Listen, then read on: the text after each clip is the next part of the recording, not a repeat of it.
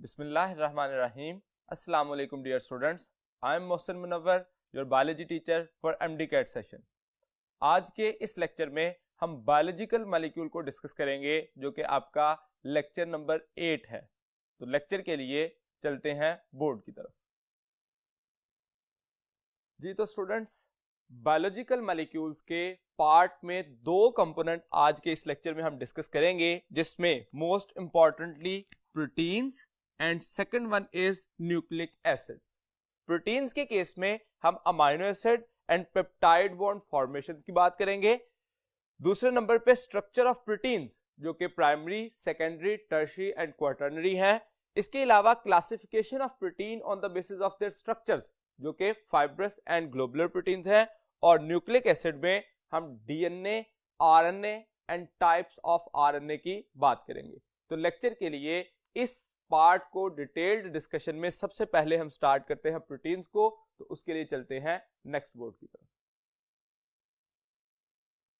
Proteins जो कि first part है हमारे इस लेक्चर का। सबसे पहले प्रोटीन्स क्या हैं? These are actually polymers of amino acid. तो अगर हम ब्रीफली डिफाइन करना चाहें एक प्रोटीन को तो that are actually polymers of amino acid. ये मोस्ट अबंडेंट ऑर्गेनिक कंपाउंड्स हैं जो कि सेल में मौजूद होते हैं। हमने स्ट्रक्चर ऑफ सेल, जब जनरलाइज्ड सेल का स्ट्रक्चर पढ़ते हैं तो उसमें कहते हैं मोस्ट अबंडेंट मॉलिक्यूल अगर बात करें तो दैट इज वाटर। लेकिन अगर मोस्ट अबंडेंट ऑर्गेनिक मॉलिक्यूल, तो यहां पे कीवर्ड जो है इसकी बेस पे अक्सर एमसीक्यू पूछा जाता है कि मोस्ट अबंडेंट मॉलिक्यूल कौन सा है, तो दैट इज वाटर। लेकिन मोस्ट अबंडेंट ऑर्गेनिक मॉलिक्यूल जब कहा जाएगा तो दैट विल बी प्रोटीन। क्यों मोस्ट अबंडेंट है? जब हम चैप्टर नंबर 2 में मेमेलियन सेल और बैक्टीरियल सेल में कंपैरिजन पढ़ते हैं तो उसमें हमने बात की थी कि that is actually comprises of 50% of dry weight. अब 50% ऑफ ड्राई वेट को टोटल वेट में जब वहां पे कंसिडर किया गया तो दैट इज 15% और 18% ऑफ टोटल वेट। तो अगर 30% ड्राई वेट हो तो उसका 50%, 50% जो है वो तकरीबन 15% बनता है। तो यहां पे बैक्टीरियल और मेमेलियन सेल में 15% या 18% जो है total weight of the cell की प्रोटीन होती है। तो ये एक की पॉइंट है इसमें। जैसे मैंने डेफिनेशन में कहा कि these are polymers of amino acids, यानी कि एक से ज्यादा अमाइनो एसिड जो है वो मौजूद होते हैं। That are the compound which are composed of या कंटेन एटम्स जिसमें कार्बन है, hydrogen, oxygen, nitrogen and sulphur. तो अगर आप न्यूक्लिक एसिड और प्रोटीन में डिफरेंस देखें तो सल्फर की बुनियाद पर डिफरेंस आता है।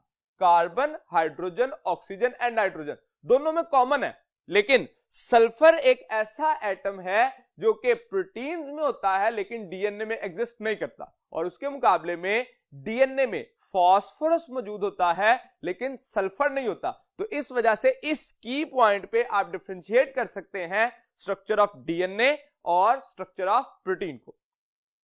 ये स्ट्रक्चर जो है proteins that is present in all types of cell. कोई भी सेल या लाइफ जो है लिविंग ऑर्गेनिज्म का कोई टिश्यू या स्ट्रक्चर ऐसा नहीं है जो कि प्रोटीन के बगैर हो। तो तमाम लिविंग ऑर्गेनिज्म के सेल जो हैं उसमें प्रोटीन का होना जरूरी है in term of regulatory proteins, in term of structural proteins और फंक्शनल प्रोटीन। तो डिफरेंट वेज में स्ट्रक्चरल, रेगुलेटरी या फंक्शनल प्रोटीन जो है वो हमारे सेल का हिस्सा होती है।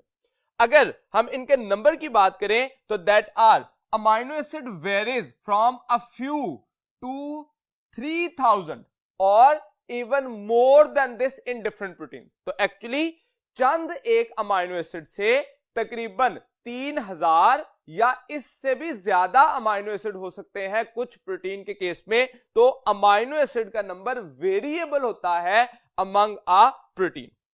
अगर जैसा कि हम कह रहे हैं कि that is the building block of a protein, तो इसको हम एक अमाइनो एसिड को बिल्डिंग ब्लॉक का नाम भी देते हैं या मोनोमर ऑफ प्रोटीन। तो इसको हम दूसरा वर्ड कह सकते हैं बिल्डिंग ब्लॉक ऑफ प्रोटीन।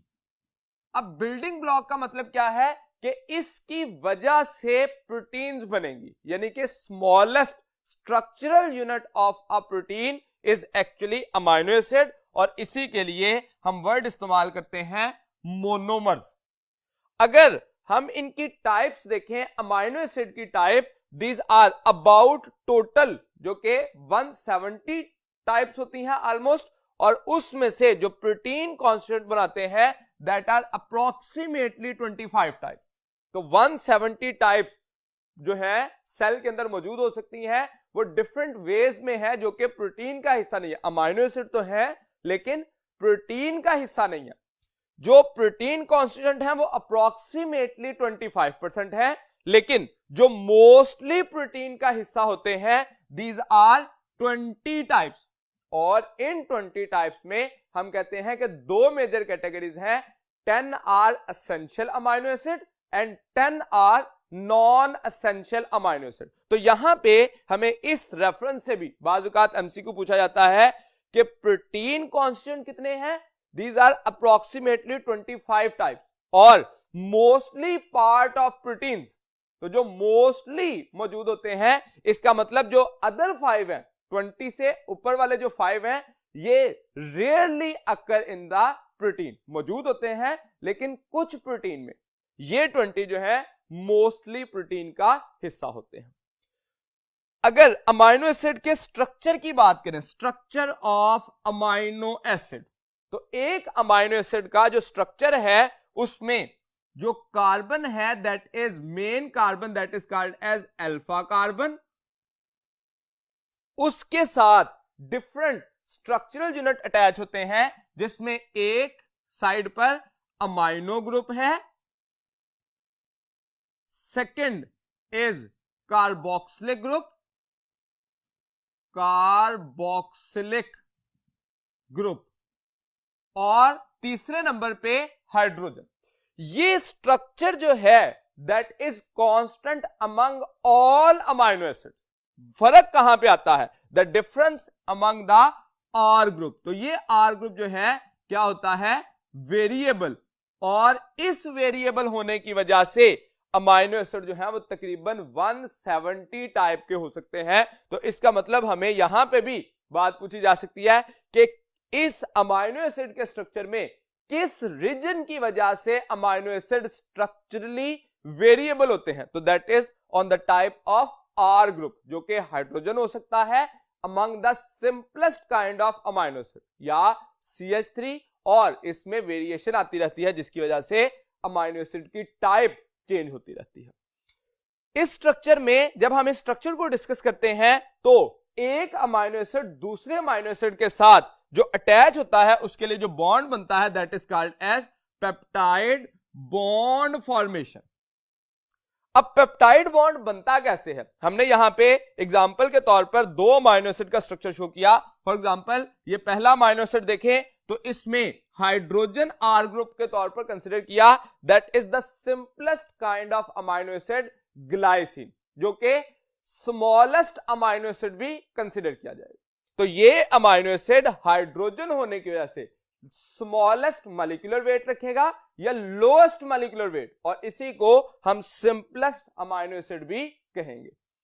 उसके साथ दूसरा अमाइनो एसिड जो है उसके साथ जब CH3 अटैच होता है तो that is responsible to form the alanine. अब इसमें भी देखिए तो रिमेनिंग सारा स्ट्रक्चर कांस्टेंट है, अमाइनो ग्रुप है, अल्फा कार्बन है, कार्बोक्सिलिक ग्रुप है, हाइड्रोजन है, लेकिन चेंज कहां पे आया, आर ग्रुप पे। तो आर ग्रुप चेंज होने की वजह से उसका नाम एलानिन, और इसी तरह से मुख्तलिफ स्ट्रक्चर जो है वो हो सकते हैं, approximately 20 types in mostly proteins.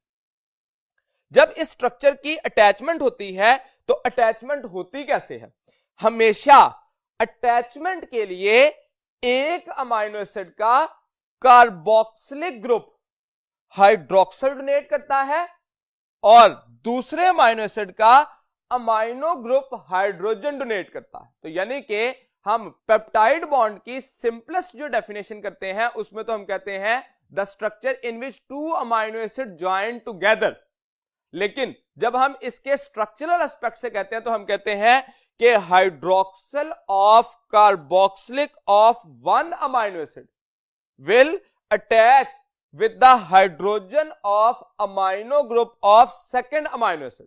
तो इन दोनों की एक दूसरे से अटैचमेंट की वजह से वाटर का मॉलिक्यूल निकल जाता है, और इस वाटर के मॉलिक्यूल के निकलने की वजह से यहां पे कार्बन और नाइट्रोजन के दरमियान लिंकेज हो जाता है, जिसको हम नाम देते हैं CN लिंकेज।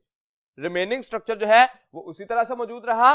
तो इसमें ये CN लिंकेज जो बना that is actually considered as peptide bond. यहां पे इससे रिलेटेड मैं एक MCQ डिस्कस करता हूं। देखिए, अगर हम यहां पे कहें विच one of following represent peptide bond,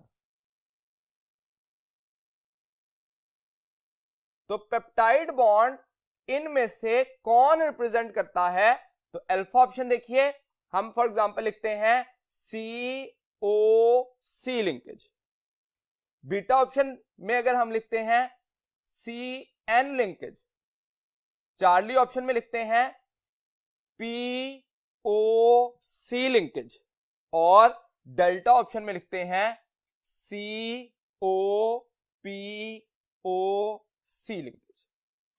अब ये लिंकेज लिखे गए और कौन सा स्ट्रक्चर जो है वो पेप्टाइड बॉन्ड को रिप्रेजेंट करता है। अब इसमें हम आसानी से इस स्ट्रक्चर में तो पढ़ चुके हैं कि CN लिंकेज, लेकिन इस एक MCQ से आप अपने 4 जो बॉन्ड्स हैं उनके कॉन्सेप्ट को क्लियर कर सकते हैं, जिसमें COC लिंकेज हमेशा किसके लिए होता है? ग्लाइकोसिडिक, जो कि कार्बोहाइड्रेट्स में मोनोसैकेराइड्स को एक दूसरे के साथ जोड़ने के लिए होता है। CN लिंकेज ये हमेशा प्रोटीन्स में पेप्टाइड बॉन्ड के लिए होता है। तीसरे नंबर पे POC या COPOC, ये दोनों जो हैं ये DNA या RNA में न्यूक्लिक एसिड में मौजूद होते हैं। POC एक्चुअली कंसिडर किया जाता है एस्टर बॉन्ड या फॉस्फोडाइएस्टर बॉन्ड जो है COPOC को कंसिडर किया जाता है, तो that is actually phosphodiester bond जो कि न्यूक्लिक एसिड में होगा। तो इसका मतलब हमने जो 3 काइंड के जो स्ट्रक्चर्स हैं, जिसमें कार्बोहाइड्रेट्स हैं, प्रोटीन्स हैं और न्यूक्लिक एसिड है, उनके दरमियान जो बनने वाले बॉन्ड्स हैं उनको इस MCQ से डिस्कस किया, जिससे हम ये अपना स्ट्रक्चर जो है इस कॉन्सेप्ट को क्लियर करते हैं कि CN लिंकेज एक्चुअली क्या है? Peptide bond. और ग्लाइसाइल एलानीन मॉलिक्यूल बनेगा जब ग्लाइसिन और एलानीन बाइंड करेंगे पेप्टाइड बॉन्ड से, तो डाइपेप्टाइड मॉलिक्यूल बनेगा, that is called as glycyl alanine. यहां पे एक और बात याद रखिए, कंफ्यूजन होती है जब हम डाइपेप्टाइड लिखते हैं तो समझा जाता है 2 पेप्टाइड बॉन्ड, ये गलत है। एक्चुअली डाइपेप्टाइड मॉलिक्यूल है, बॉन्ड कितने हैं इसमें? 1। हमेशा कोई भी जो पॉलीपेप्टाइड बनेगी उसमें डाइपेप्टाइड में 2 अमाइनो एसिड होंगे, 1 पेप्टाइड बॉन्ड होगा, और इसी तरह से ट्राइपेप्टाइड में 2 पेप्टाइड बॉन्ड होंगे और उसके साथ साथ 3 अमाइनो एसिड होंगे। इसके लिए हमें सबको याद रखने के लिए एक जनरल फॉर्मूला याद रखना चाहिए। मैं यहां पे एक जनरल फॉर्मूला लिखता हूं। फॉर एग्जांपल हम ये कहें कि पेप्टाइड बॉन्ड कितने होंगे? पेप्टाइड बॉन्ड, तो उसको हम कहते हैं that is equal to polypeptide, जिसको हमने कंसिडर कर लिया n number of amino acid -1, यानी कि एक पॉलीपेप्टाइड में जितने अमाइनो एसिड हैं उसमें से 1 माइनस किया जाएगा, तो that will be equal to the number of peptide bond. मिसाल के तौर पर हमारे पास एक पॉलीपेप्टाइड है और उसके अंदर 50 अमाइनो एसिड है, तो पेप्टाइड बॉन्ड कितने होंगे? 49।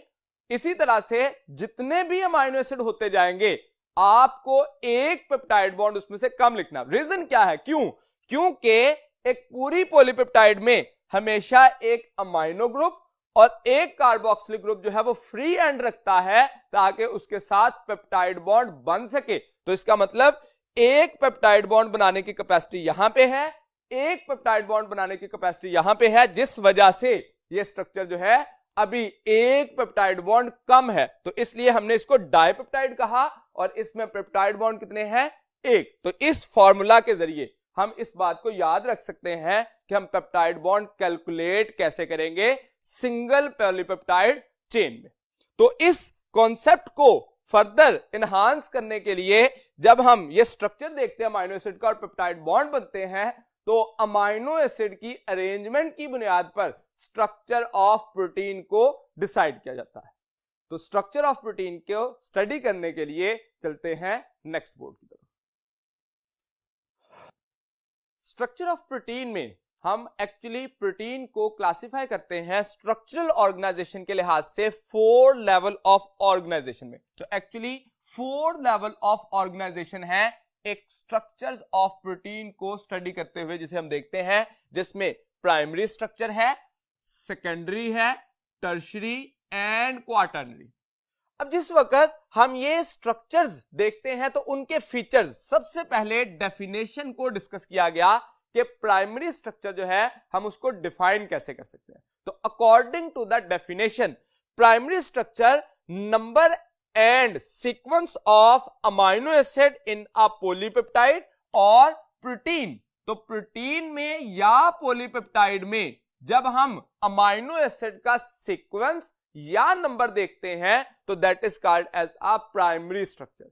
यहां पे अगर मैं इस डेफिनेशन को एक डायग्रामेटिक एक्सप्लेनेशन देना चाहूं तो एक अमाइनो एसिड ये है, दूसरा अमाइनो एसिड, तीसरा, चौथा एंड सो ऑन। ये डिफरेंट अमाइनो एसिड एक दूसरे के साथ अटैच हुए किसके जरिए? आ पेप्टाइड बॉन्ड के जरिए। तो 4 अमाइनो एसिड हैं, यानी कि टेट्रापेप्टाइड होगा और नंबर ऑफ पेप्टाइड बॉन्ड कितने हैं इसमें? That are 3। तो यहां पे जिस वक्त हम ये डिस्कस कर रहे थे कि 2 अमाइनो एसिड एक दूसरे के साथ जुड़ेंगे तो उससे एक डाइपेप्टाइड मॉलिक्यूल बनेगा। तो ये डाइपेप्टाइड मॉलिक्यूल इस तरफ को रिएक्शन में डाइपेप्टाइड बन गया, लेकिन जिस वक्त डिहाइड्रोलिसिस होगी, मतलब डाइजेशन ऑफ प्रोटीन के टाइम पे, ये डाइपेप्टाइड जो है वो कन्वर्ट होने की कैपेसिटी रखता है इनटू अमाइनो एसिड्स और इस दौरानिये में वाटर का मॉलिक्यूल ऐड होगा। So this will be a reversible reaction. एक पॉलीमराइजेशन का प्रोसेस हो रहा है जिसमें अमाइनो एसिड जुड़ के तो पॉलीपेप्टाइड या प्रोटीन बना रहे हैं और पॉलीपेप्टाइड जो है उसकी डाइजेशन या डिग्रेडेशन हो रही है जिससे अमाइनो एसिड दोबारा बन रहे हैं। तो यहां पे ये प्रोसेस, इसको हम इस सीक्वेंस में शो करते हैं कि नंबर ऑफ अमाइनो एसिड जो है वो अरेंज्ड होंगे। जब हम प्राइमरी की बजाय सेकेंडरी की बात करते हैं तो सेकेंडरी में सिर्फ स्ट्रक्चरल अरेंजमेंट आती है। अब number and sequence amino acid का वही रहेगा, लेकिन वो नंबर एंड सीक्वेंस जो है वो क्वाइल बना लेगा इन दिस मैनर। तो क्वाइलिंग बनना शुरू हो जाएगी। अब ये क्वाइलिंग जो है अमाइनो एसिड का नंबर और सीक्वेंस वही रहेगा जो प्राइमरी के दफा था। फिर सेकेंडरी स्ट्रक्चर जो है उसकी फर्दर कंफर्मेशनल चेंज या उसके स्ट्रक्चरल ऑर्गेनाइजेशन चेंज होती है, जिस वजह से वो एक अपनी बेंडिंग या फोल्डिंग करता है इन दिस मैनर और उसकी वजह से अब क्या बन जाता है? Tertiary structure. अब जैसे ही बेंडिंग और फोल्डिंग हुई तो उसकी वजह से बना टर्शरी स्ट्रक्चर और टर्शरी स्ट्रक्चर्स, एक से ज्यादा टर्शरी स्ट्रक्चर आपस में एग्रीगेट करेंगे, गुच्छा बनाएंगे और उनके दरमियान हाइड्रोफोबिक इंटरेक्शंस होंगी, जिस वजह से क्या बन जाएगा? Quaternary structure. फॉर एग्जांपल यहां पे देखिए कि ये इस तरह से एक प्रोटीन थी, दूसरी, तीसरी, चौथी, ये 4 पॉलीपेप्टाइड्स थी और ये चारों पॉलीपेप्टाइड जो है एक दूसरे के साथ वीक इंटरेक्शन या हाइड्रोफोबिक इंटरेक्शंस के जरिए एक दूसरे के साथ जब अटैच होंगी तो उसको नाम दिया जाएगा क्वाटर्नरी स्ट्रक्चर। तो एक्चुअली ये चारों डेफिनेशन के अकॉर्डिंग सिर्फ अपनी कंफर्मेशन को चेंज कर रहे हैं। स्ट्रक्चर जिसमें number and sequence of amino acid primary में जो मौजूद थे वही रहेंगे। बॉन्ड्स की बात करें तो प्राइमरी स्ट्रक्चर में सिर्फ पेप्टाइड बॉन्ड होते हैं।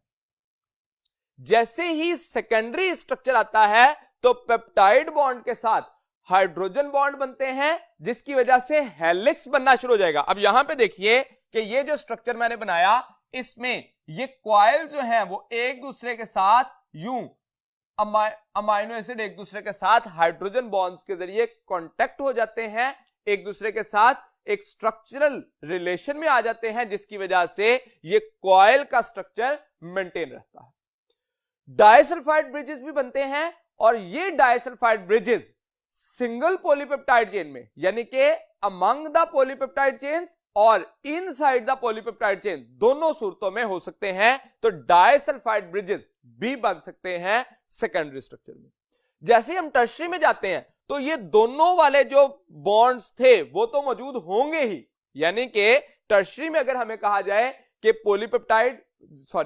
पेप्टाइड बॉन्ड होता है, तो एग्जैक्टली होता है peptide bond, hydrogen bond, disulphide bridge, ये तीनों मौजूद होंगे। लेकिन उसके साथ एक एडिशनल बॉन्ड जो कि पहले नहीं था, वो कौन सा है? Ionic bond. तो यानी कि हमें ये एमसीक्यू पूछा जा सकता है, which one of the following bond is only present in the tertiary structure? तो peptide bond, hydrogen bond, disulphide या आयनिक, तो that is ionic only present, बाकी सब में मौजूद है। तो सिर्फ आयनिक बॉन्ड जो है यहां पे आके एडिशनल बना है। और जैसे ही हम क्वाटर्नरी की तरफ आते हैं तो उसमें बाकी तमाम स्ट्रक्चर के साथ साथ हाइड्रोफोबिक इंटरेक्शन, पेप्टाइड बॉन्ड भी बनेगा उसमें, हाइड्रोजन डाइसल्फाइड ब्रिज भी बनेगा, आयनिक बॉन्ड भी बनेगा, और उसके बाद हाइड्रोफोबिक इंटरेक्शन एडिशनल होंगी। उनकी वजह से क्वाटर्नरी स्ट्रक्चर जो है वो उसको स्टेबिलिटी मिलेगी। नेचर देखें तो प्राइमरी स्ट्रक्चर स्ट्रेट चेन में होता है हमेशा, इसकी चेन जो है वो स्ट्रेट रहती है।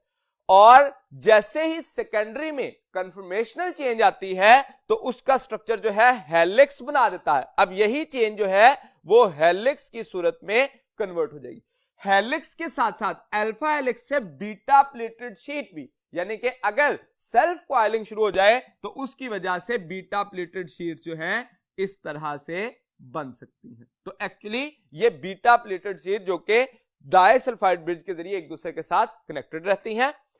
जब टर्शरी स्ट्रक्चर में कहते हैं तो टर्शरी स्ट्रक्चर में जो आयनिक इंटरेक्शंस बनी हैं उसकी वजह क्या थी? That is responsible for the arrangements of different kinds of amino acid.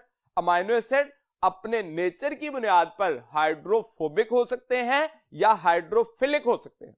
अब उसमें अरेंजमेंट इस तरह से आएगी कि हाइड्रोफोबिक अमाइनो एसिड जो है दैट विल बरीड इनसाइड, और जो हाइड्रोफिलिक अमाइनो एसिड है that will come at the surface, जिसकी वजह से उसका स्ट्रक्चर स्टेबल हो जाएगा।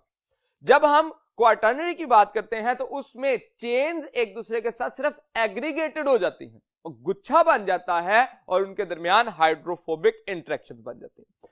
यहां पे इन तीनों स्ट्रक्चर्स में से सेकेंडरी में एक बड़ा इंपॉर्टेंट पॉइंट बताया गया कि एक हेलिकल टर्न के अंदर, यहां पे जो हमने हेलिकल टर्न बनाए तो एक टर्न के अंदर जो अमाइनो एसिड की तादाद होती है यह हमेशा फिक्स्ड होती है। Size of the polypeptide variable हो सकता है, लेकिन जो हेलिकल टर्न है उनके अंदर अमाइनो एसिड का नंबर फिक्स्ड होता है, और वो कितना है? 3.6 अमाइनो एसिड पर हेलिकल टर्न। तो ये भी एक इंपॉर्टेंट पॉइंट याद रखिएगा, 3.6 अमाइनो एसिड पर हेलिकल टर्न ये फिक्स्ड रहेंगे all types of protein. Example की तरफ देखें तो प्राइमरी स्ट्रक्चर नेचर में फंक्शनल प्रोटीन के तौर पर एग्जिस्ट नहीं करती।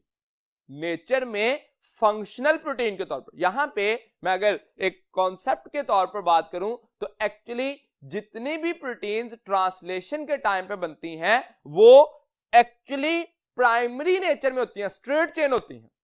जैसे ही बनती हैं तो उसके बाद उनमें कन्फर्मेशनल चेंज आती है according to the type of protein. अगर एक प्रोटीन जो है वो फाइब्रस प्रोटीन है तो वो सेकेंडरी स्ट्रक्चर अटेन करके अपना एक्टिव प्रोटीन में कन्वर्ट हो जाती है। कुछ प्रोटीन जो है वो सेकेंडरी के बाद टर्शरी अटेन करती हैं ताकि अपनी कंफर्मेशनल स्टेबिलिटी हासिल करें और फंक्शन परफॉर्म करना शुरू कर दें, और कुछ टर्शरी के बाद क्वार्टरनरी स्ट्रक्चर अटेन करती हैं। तो इसका मतलब ये एक सीक्वेंशियल इवेंट है। प्राइमरी में कोई भी फंक्शनल नहीं होगी, सेकेंडरी में जाके कुछ फाइब्रस प्रोटीन फंक्शनल होंगी और टर्शरी और क्वार्टरनरी में जाके कुछ ग्लोबुलर प्रोटीन जो है वो functional stability, conformational stability attain करेंगी ताकि अपना फंक्शन या स्ट्रक्चरल रोल प्ले कर सके। तो यहां पे हम इस बात को क्लियर करें तो इसकी एग्जांपल नेचर में एज सच फंक्शनल प्रोटीन के तौर पर नहीं है, लेकिन सेकेंडरी स्ट्रक्चर देखें तो मायोसिन जो कि हमारी कॉन्ट्रैक्टाइल प्रोटीन भी कहते हैं, जो कि हमारे मसल के अंदर मौजूद होती है। इसके साथ साथ केराटिन जो कि नेल्स में या हेयर्स के अंदर या हॉर्न्स में, तो ये डिफरेंट जगहों पर मौजूद होती है। सिल्क फाइबर जो कि सिल्क वर्म से प्रोड्यूस होती है, और फाइब्रिन जो कि ब्लड क्लॉटिंग प्रोटीन है। तो ये डिफरेंट टाइप की प्रोटीन जो है वो सेकेंडरी नेचर में हो सकती है। जब हम टर्शरी की बात करते हैं तो टर्शरी में इंसुलिन एक फंक्शनल एस्पेक्ट से इंसुलिन टर्शरी स्ट्रक्चर है। अब यहां पे देखिए कि प्राइमरी स्ट्रक्चर को जो एक्सप्लेन करते हुए इंसुलिन के नंबर ऑफ अमाइनो एसिड बताए गए, लेकिन इसका हरगिज ये मतलब नहीं है कि इंसुलिन जो है वो प्राइमरी स्ट्रक्चर में फंक्शनल होती है। हम किसी भी प्रोटीन को स्टडी करने के लिए उसमें नंबर ऑफ अमाइनो एसिड या सीक्वेंस ऑफ अमाइनो एसिड को देखने के लिए उसको ओपन अप कर सकते हैं। वो इंसुलिन हो सकती है, वो हीमोग्लोबिन हो सकती है, मायोग्लोबिन और एनी अदर। तो किसी भी प्रोटीन को हम स्टडी कर सकते हैं और स्टडी करने के लिए हमें उसको प्राइमरी स्ट्रक्चर में बनाना जरूरी होगा। इंसुलिन के अलावा एंटीबॉडीज जिसको हम इम्यूनोग्लोबुलिन कहते हैं, ये भी एक टर्शरी प्रोटीन है। अब यहां पे एक छोटा सा पॉइंट जो है वो क्लियर कर लें, इंसुलिन या एंटीबॉडीज या कोई भी ऐसी प्रोटीन जो कि आयनिक बॉन्ड रखे और एक पॉलीपेप्टाइड चेन पर मुश्तमिल हो, वो टर्शरी होगी। लेकिन कुछ प्रोटीन्स ऐसी हैं जो कि दो या दो से ज्यादा पॉलीपेप्टाइड चेन पर मुश्तमिल होती हैं, और वो दो या दो से ज्यादा पॉलीपेप्टाइड चेन अगर आपस में डाइसल्फाइड ब्रिजेस के जरिए जुड़ी हो तो टर्शरी प्रोटीन होगी, और अगर दो या दो से ज्यादा पॉलीपेप्टाइड्स आपस में हाइड्रोफोबिक इंटरेक्शंस के जरिए जुड़ी हो तो उसे कहा जाएगा क्वार्टरनरी। मैं इस बात को रिपीट करता हूं, अगर एक पॉलीपेप्टाइड हो, मिसाल के तौर पर ये एक पॉलीपेप्टाइड है, ये आपस में क्वाइल हो गई और इनके दरमियान डाइसल्फाइड ब्रिजेस बन गए, तो इसने अपनी ग्लोबुलर शेप अटेन कर ली, ये टर्शरी स्ट्रक्चर हो गया। लेकिन अगर दो या दो से ज्यादा पॉलीपेप्टाइड हो और उनके दरमियान डाइसल्फाइड ब्रिज बन जाए तो वो भी टर्शरी स्ट्रक्चर कहलाएंगे। लेकिन अगर दो या दो से ज्यादा पॉलीपेप्टाइड हो और उनके दरमियान हाइड्रोफोबिक इंटरेक्शन हो तो उसको हम नाम देंगे क्वार्टरनरी। इंसुलिन दो पॉलीपेप्टाइड पर मुश्तमिल होता है और दोनों के दरमियान डाइसल्फाइड ब्रिज मौजूद होता है। इसी तरह से एंटीबॉडीज चार पॉलीपेप्टाइड चेन पर मुश्तमिल होता है और उनके दरमियान भी डाइसल्फाइड ब्रिज मौजूद होते हैं। हमने क्रॉस रेफरेंस में अगर आपको याद हो, जब हमने इम्यूनिटी का टॉपिक पढ़ा था तो एंटीबॉडी के स्ट्रक्चर में जो चेन्स बनी हुई है, हैवी चेन और लाइट चेन, उनके दरमियान डाइसल्फाइड ब्रिज मौजूद है।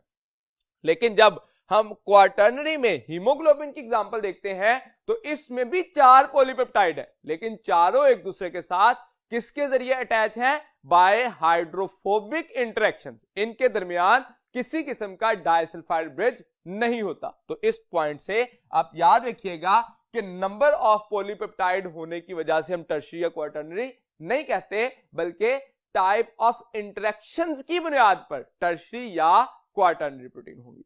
यहां पे अगर हम प्राइमरी स्ट्रक्चर में जाके एक पॉइंट देखें जो कि सिर्फ एक्सप्लेनेशन के लिहाज से number and sequence of amino acid की सिग्निफिकेंस को एक्सप्लेन करने के लिए बताया गया कि इंसुलिन जो है वो 51 अमाइनो एसिड रखता है, जिसको फर्स्ट सीक्वेंसिंग की थी फ्रेडरिक सेंजर ने। उसने बताया कि 51 अमाइनो एसिड होते हैं, जिसमें अल्फा चेन के पास 21 अमाइनो एसिड और बीटा चेन के पास 30 अमाइनो एसिड होते हैं। यहां पे जरा एक बात, हम पिछला कॉन्सेप्ट जो है उसको रिकॉल करें, तो इंसुलिन के पास 51 अमाइनो एसिड हैं। How many peptide bonds are present in this structure?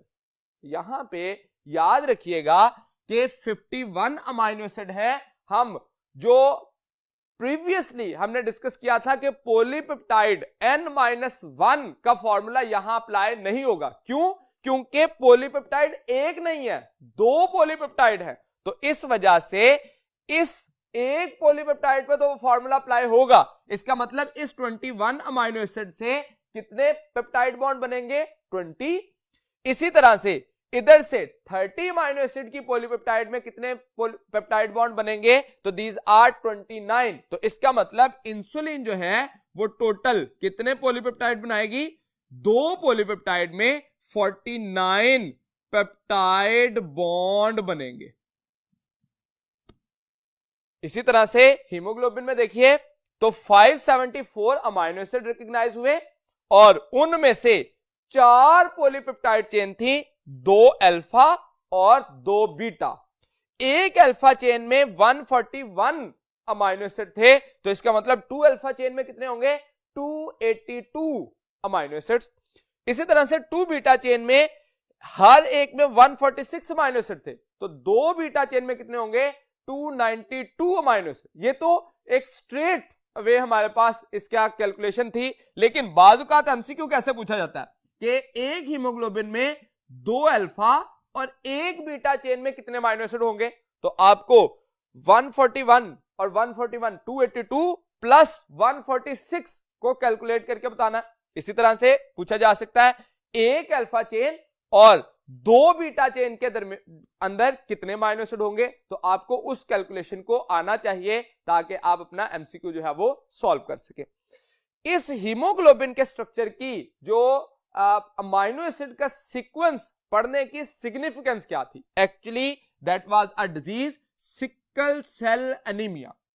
तो इसमें जो हीमोग्लोबिन कंटेनिंग सेल है, रेड ब्लड सेल है, वो सिकल लाइक स्ट्रक्चर या आर्क लाइक स्ट्रक्चर में कन्वर्ट हो जाता है और ऑक्सीजन कैरिंग कैपेसिटी कम हो जाती है या खत्म हो जाती है।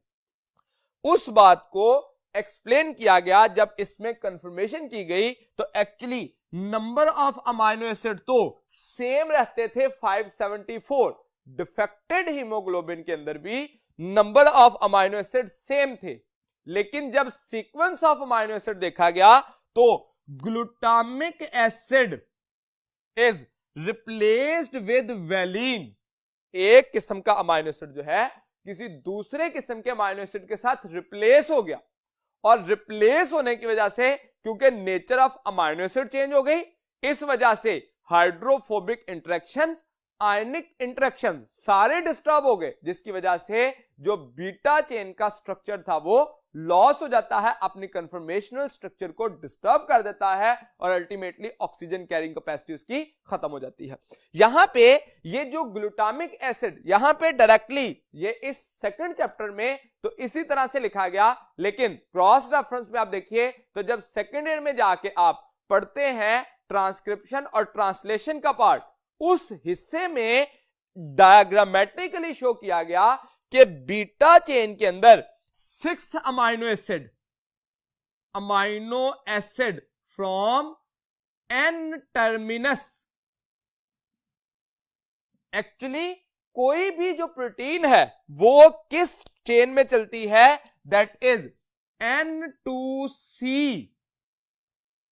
इस साइड पे उसके अमाइनो टर्मिनस होता है और दूसरी साइड पे उसके कार्बोक्सिल टर्मिनल होता है। तो इस टर्मिनल की बुनियाद पर हमेशा हम काउंटिंग किस तरह से स्टार्ट करते हैं?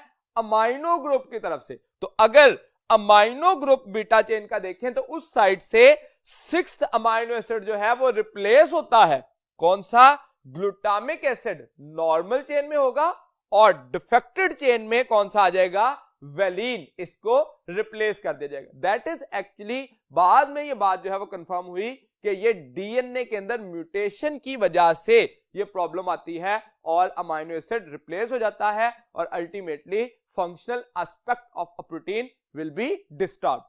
तो यहां पे हमने इस स्ट्रक्चर को एक्सप्लेन करने के बाद हम जो इस पॉइंट में secondary, tertiary and quaternary structure को कंसीडर कर रहे हैं, लेवल ऑफ ऑर्गेनाइजेशन को कंसीडर कर रहे हैं, इनको स्ट्रक्चरल बेसिस पे टू कैटेगरीज में डिवाइड किया जाता है।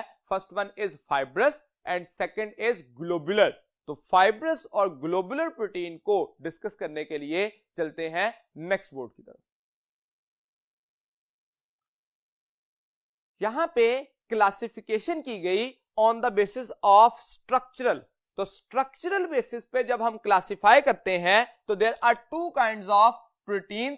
फर्स्ट वन इज फाइब्रस यानी कि फाइबर लाइक, और ग्लोबुलर मतलब ग्लोब लाइक। इसके नाम की बुनियाद पर ही इसकी शेप होती है कि जो फाइब्रस हैं दीज आर फाइब्रिल।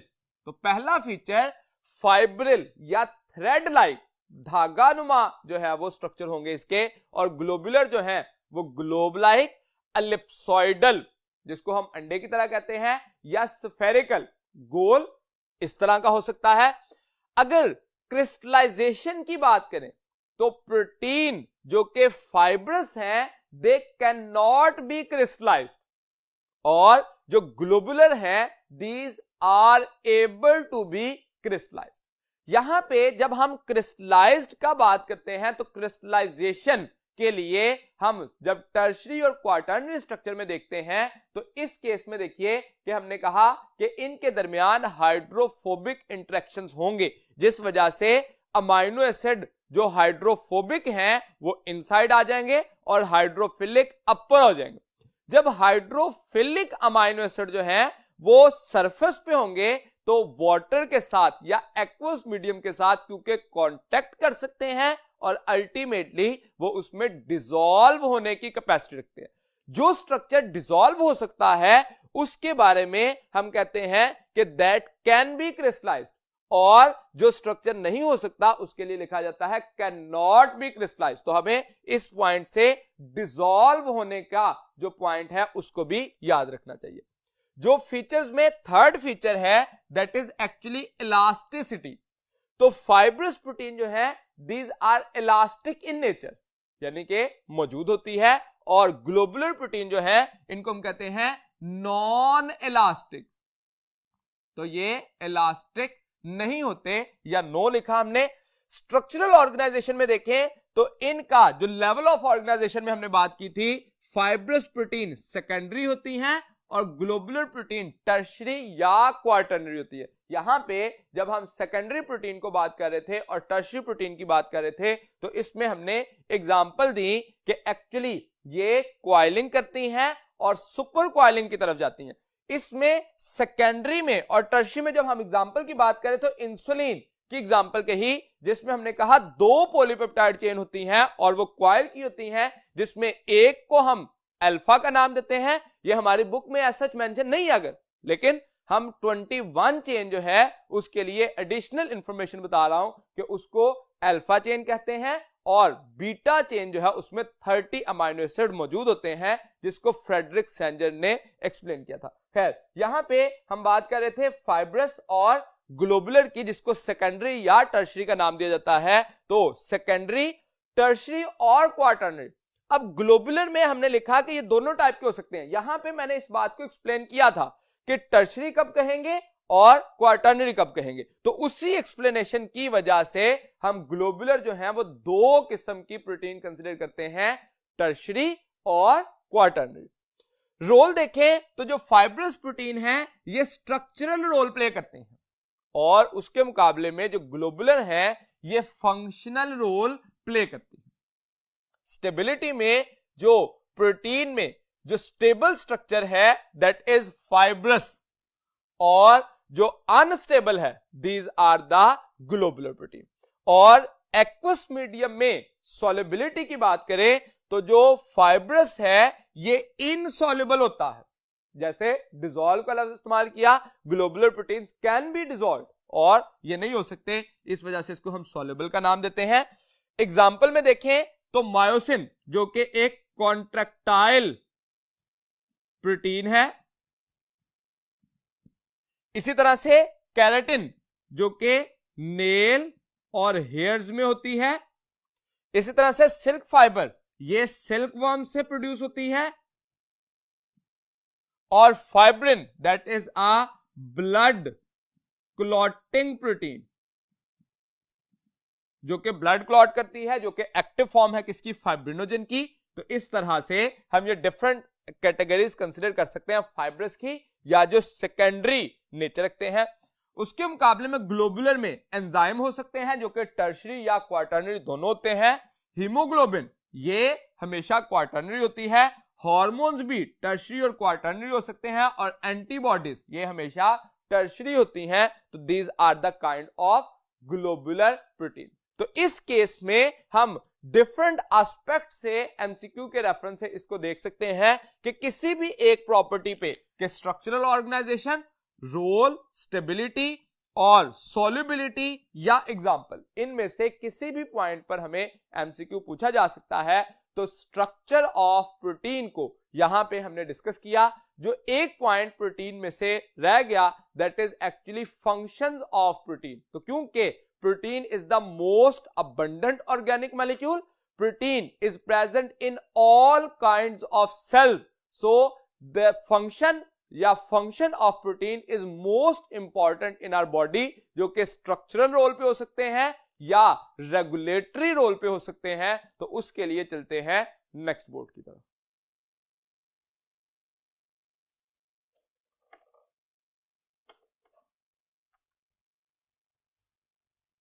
प्रोटीन्स के लास्ट पार्ट में आते हैं, that is about the classification of proteins.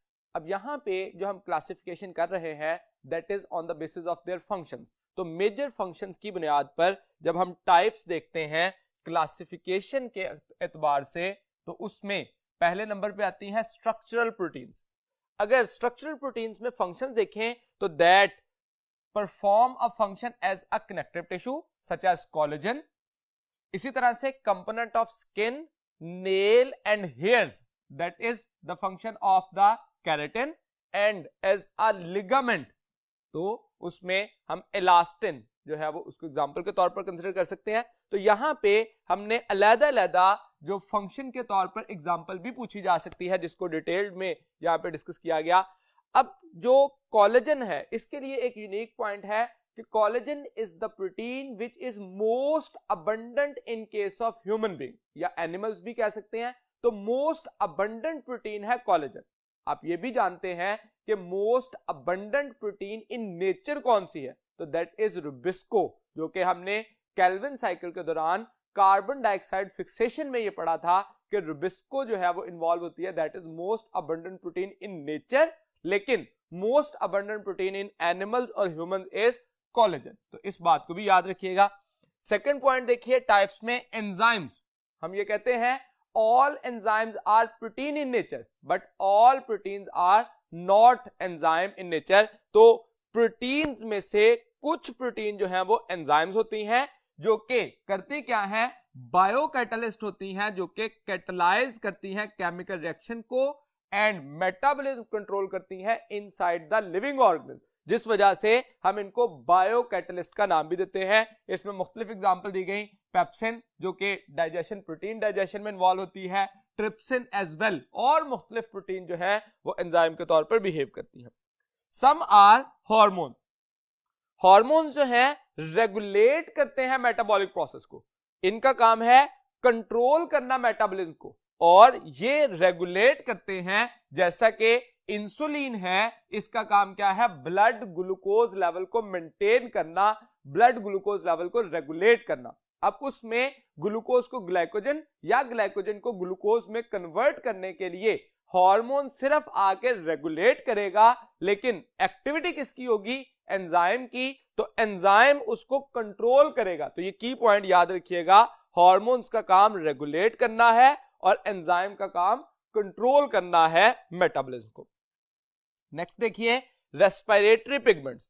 तो रेस्पिरेटरी पिगमेंट्स में ऐसी प्रोटीन्स जो कि ट्रांसपोर्ट करें और स्टोर करें किनको, रेस्पिरेटरी जो हमारे पास मॉलिक्यूल्स हैं जैसे कि ऑक्सीजन है, कार्बन डाइऑक्साइड है, तो मोस्ट इंपॉर्टेंटली ऑक्सीजन को ट्रांसपोर्ट करने के लिए हीमोग्लोबिन और मायोग्लोबिन जो कि ब्लड सेल्स में और मसल सेल्स के अंदर मौजूद होती हैं, जिनका काम ऑक्सीजन को ट्रांसपोर्ट करना है from lungs to tissues and carbon dioxide को ट्रांसपोर्ट करना है from the tissue towards lungs. तो ये पॉइंट जो है ट्रांसपोर्टेशन के लिए इस्तेमाल किया जाता है। Some proteins perform a protective role जैसे that defend the body against pathogens. तो कौन सी ऐसी प्रोटीन है जो कि बॉडी को डिफेंड करती हैं? तो दीज आर एक्चुअली एंटीबॉडीज। तो अगर हम डिफेंड के अकॉर्डिंग देखें तो एंटीबॉडीज हैं। इसी तरह से ब्लड क्लॉटिंग के तौर पर जो कि सेकंड एग्जांपल दी गई, तो यहां पे सेकंड देखिए, हमने फाइब्रिनोजन जो कि इनएक्टिव फॉर्म है कन्वर्ट होती है फाइब्रिन एक्टिव फॉर्म में जो कि ब्लड क्लॉटिंग करती है। इसी तरह से हम एक और स्ट्रक्चर भी जानते हैं, प्रोथ्रोम्बिन। तो that is also plasma protein जो कि थ्रोम्बिन में कन्वर्ट होती है और ब्लड क्लॉटिंग के प्रोसेस के लिए रिस्पॉन्सिबल होती है।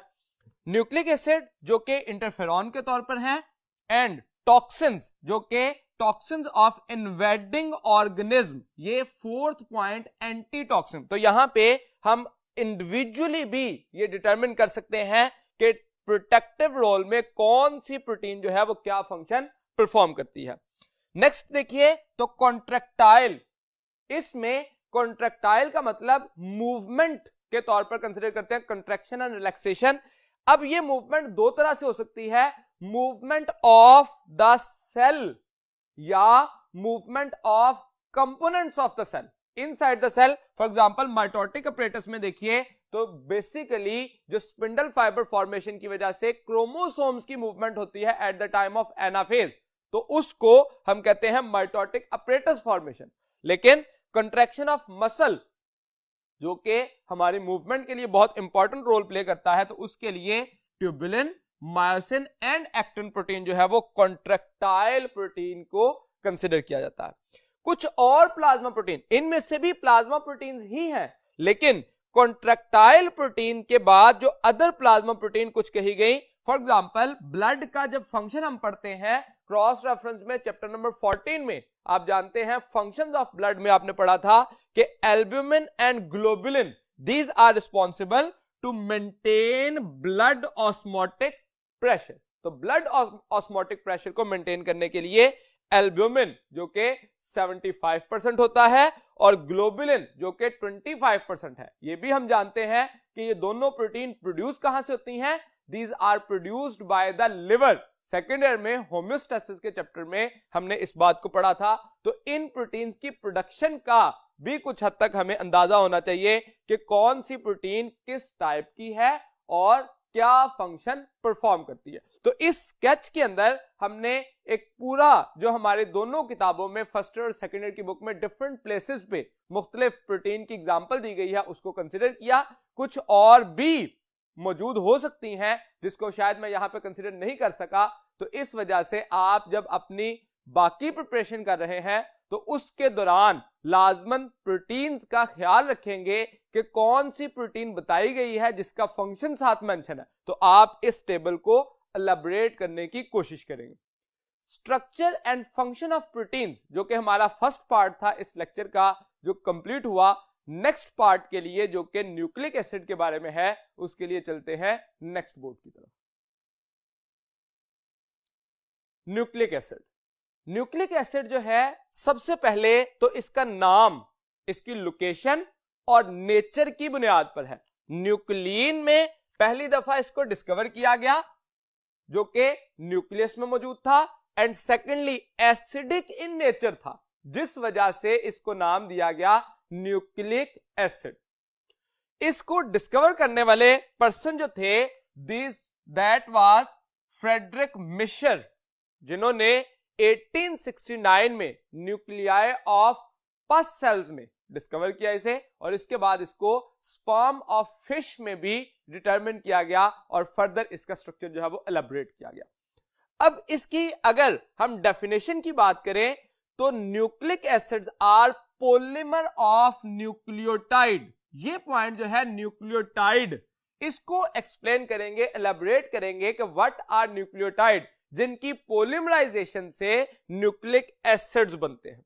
तो एक न्यूक्लियोटाइड का स्ट्रक्चर देखें, उसके जो कंपोनेंट्स हैं, इसको 1920 में PA11 साइंटिस्ट थे, बायोकेमिस्ट थे, जिन्होंने न्यूक्लियोटाइड के कंपोनेंट्स को एक्सप्लेन किया। अब ये भी सेकेंड ईयर में जब हम डीएनए का स्ट्रक्चर पढ़ते हैं तो उसमें इस बात को मेंशन किया गया है, ये भी एज अ क्रॉस रेफरेंस याद रखिएगा।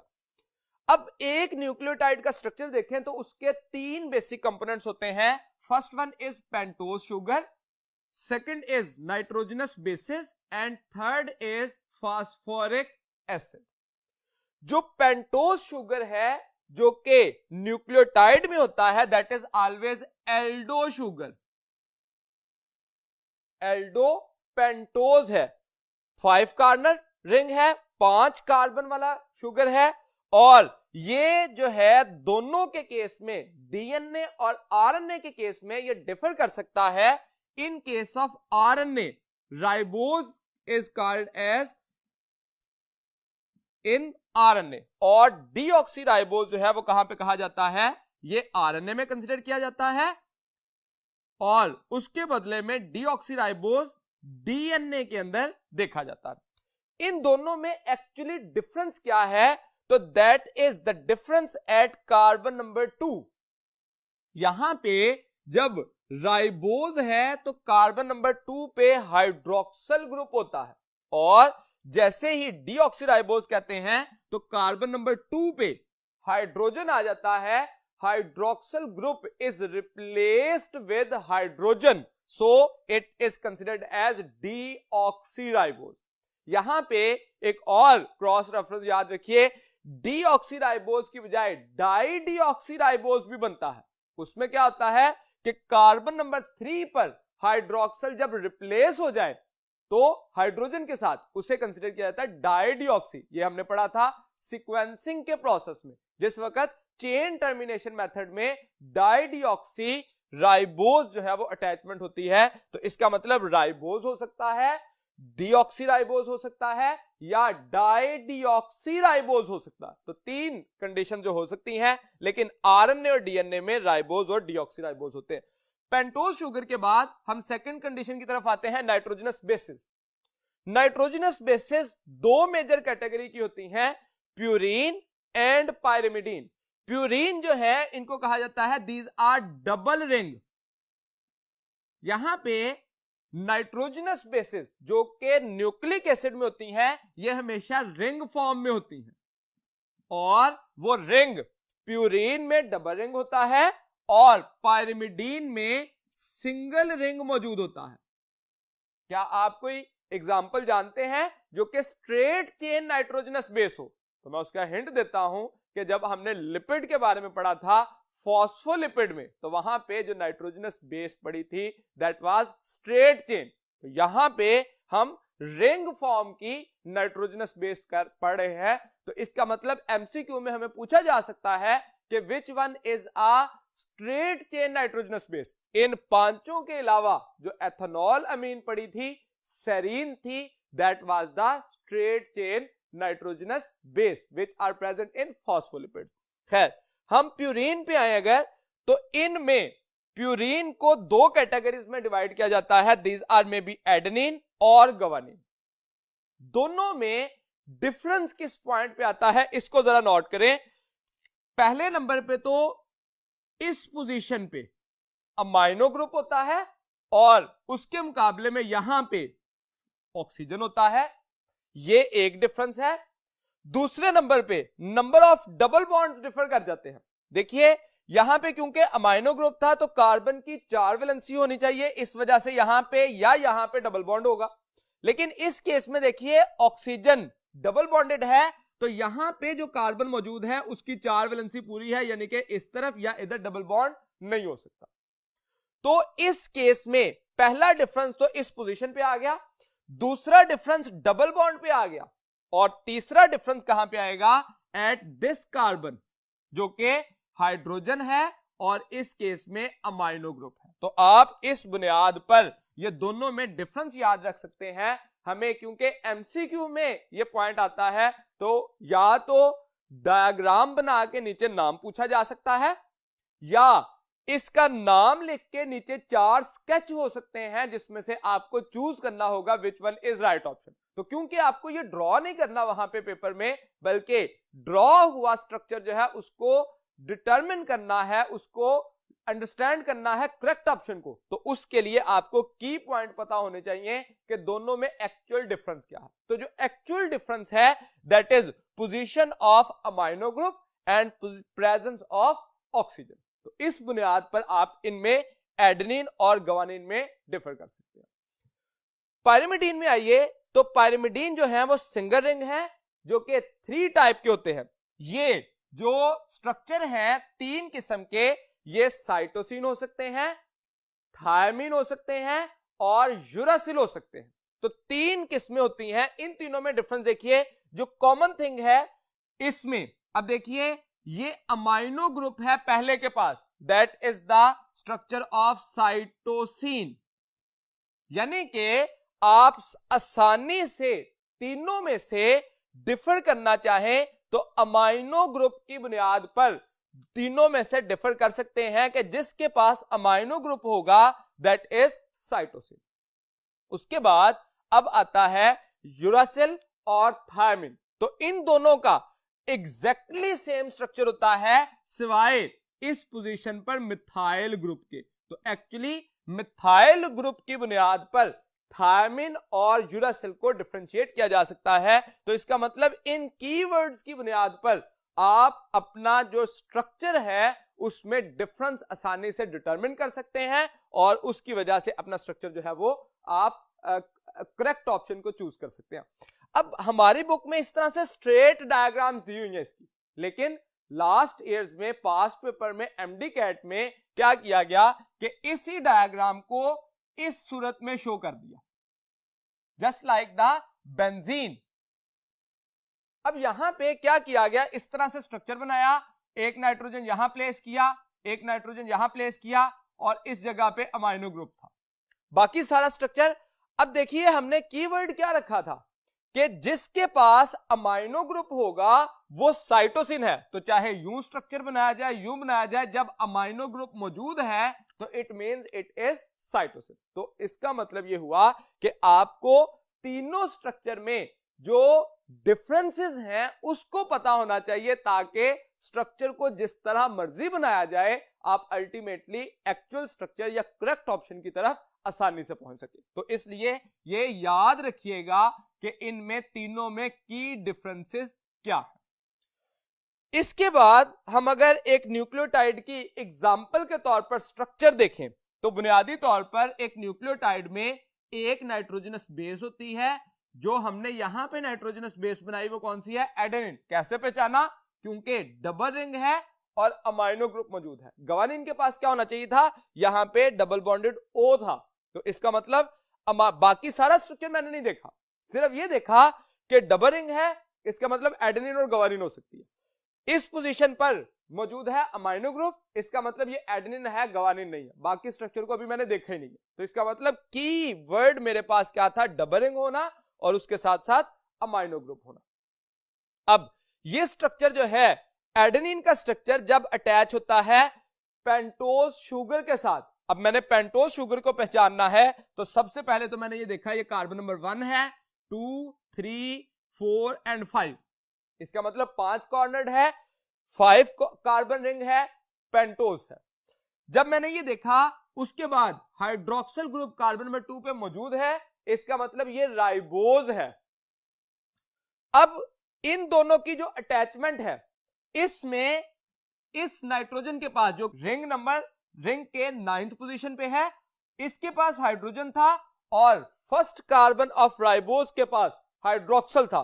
तो इन दोनों से हाइड्रोजन की रिमूवल होगी और हाइड्रोक्सिल की, तो इन दोनों के दरमियान बॉन्ड बन जाएगा। ये जो बॉन्ड बना है ये CN बॉन्ड है लेकिन पेप्टाइड बॉन्ड नहीं है, that is considered as covalent bond.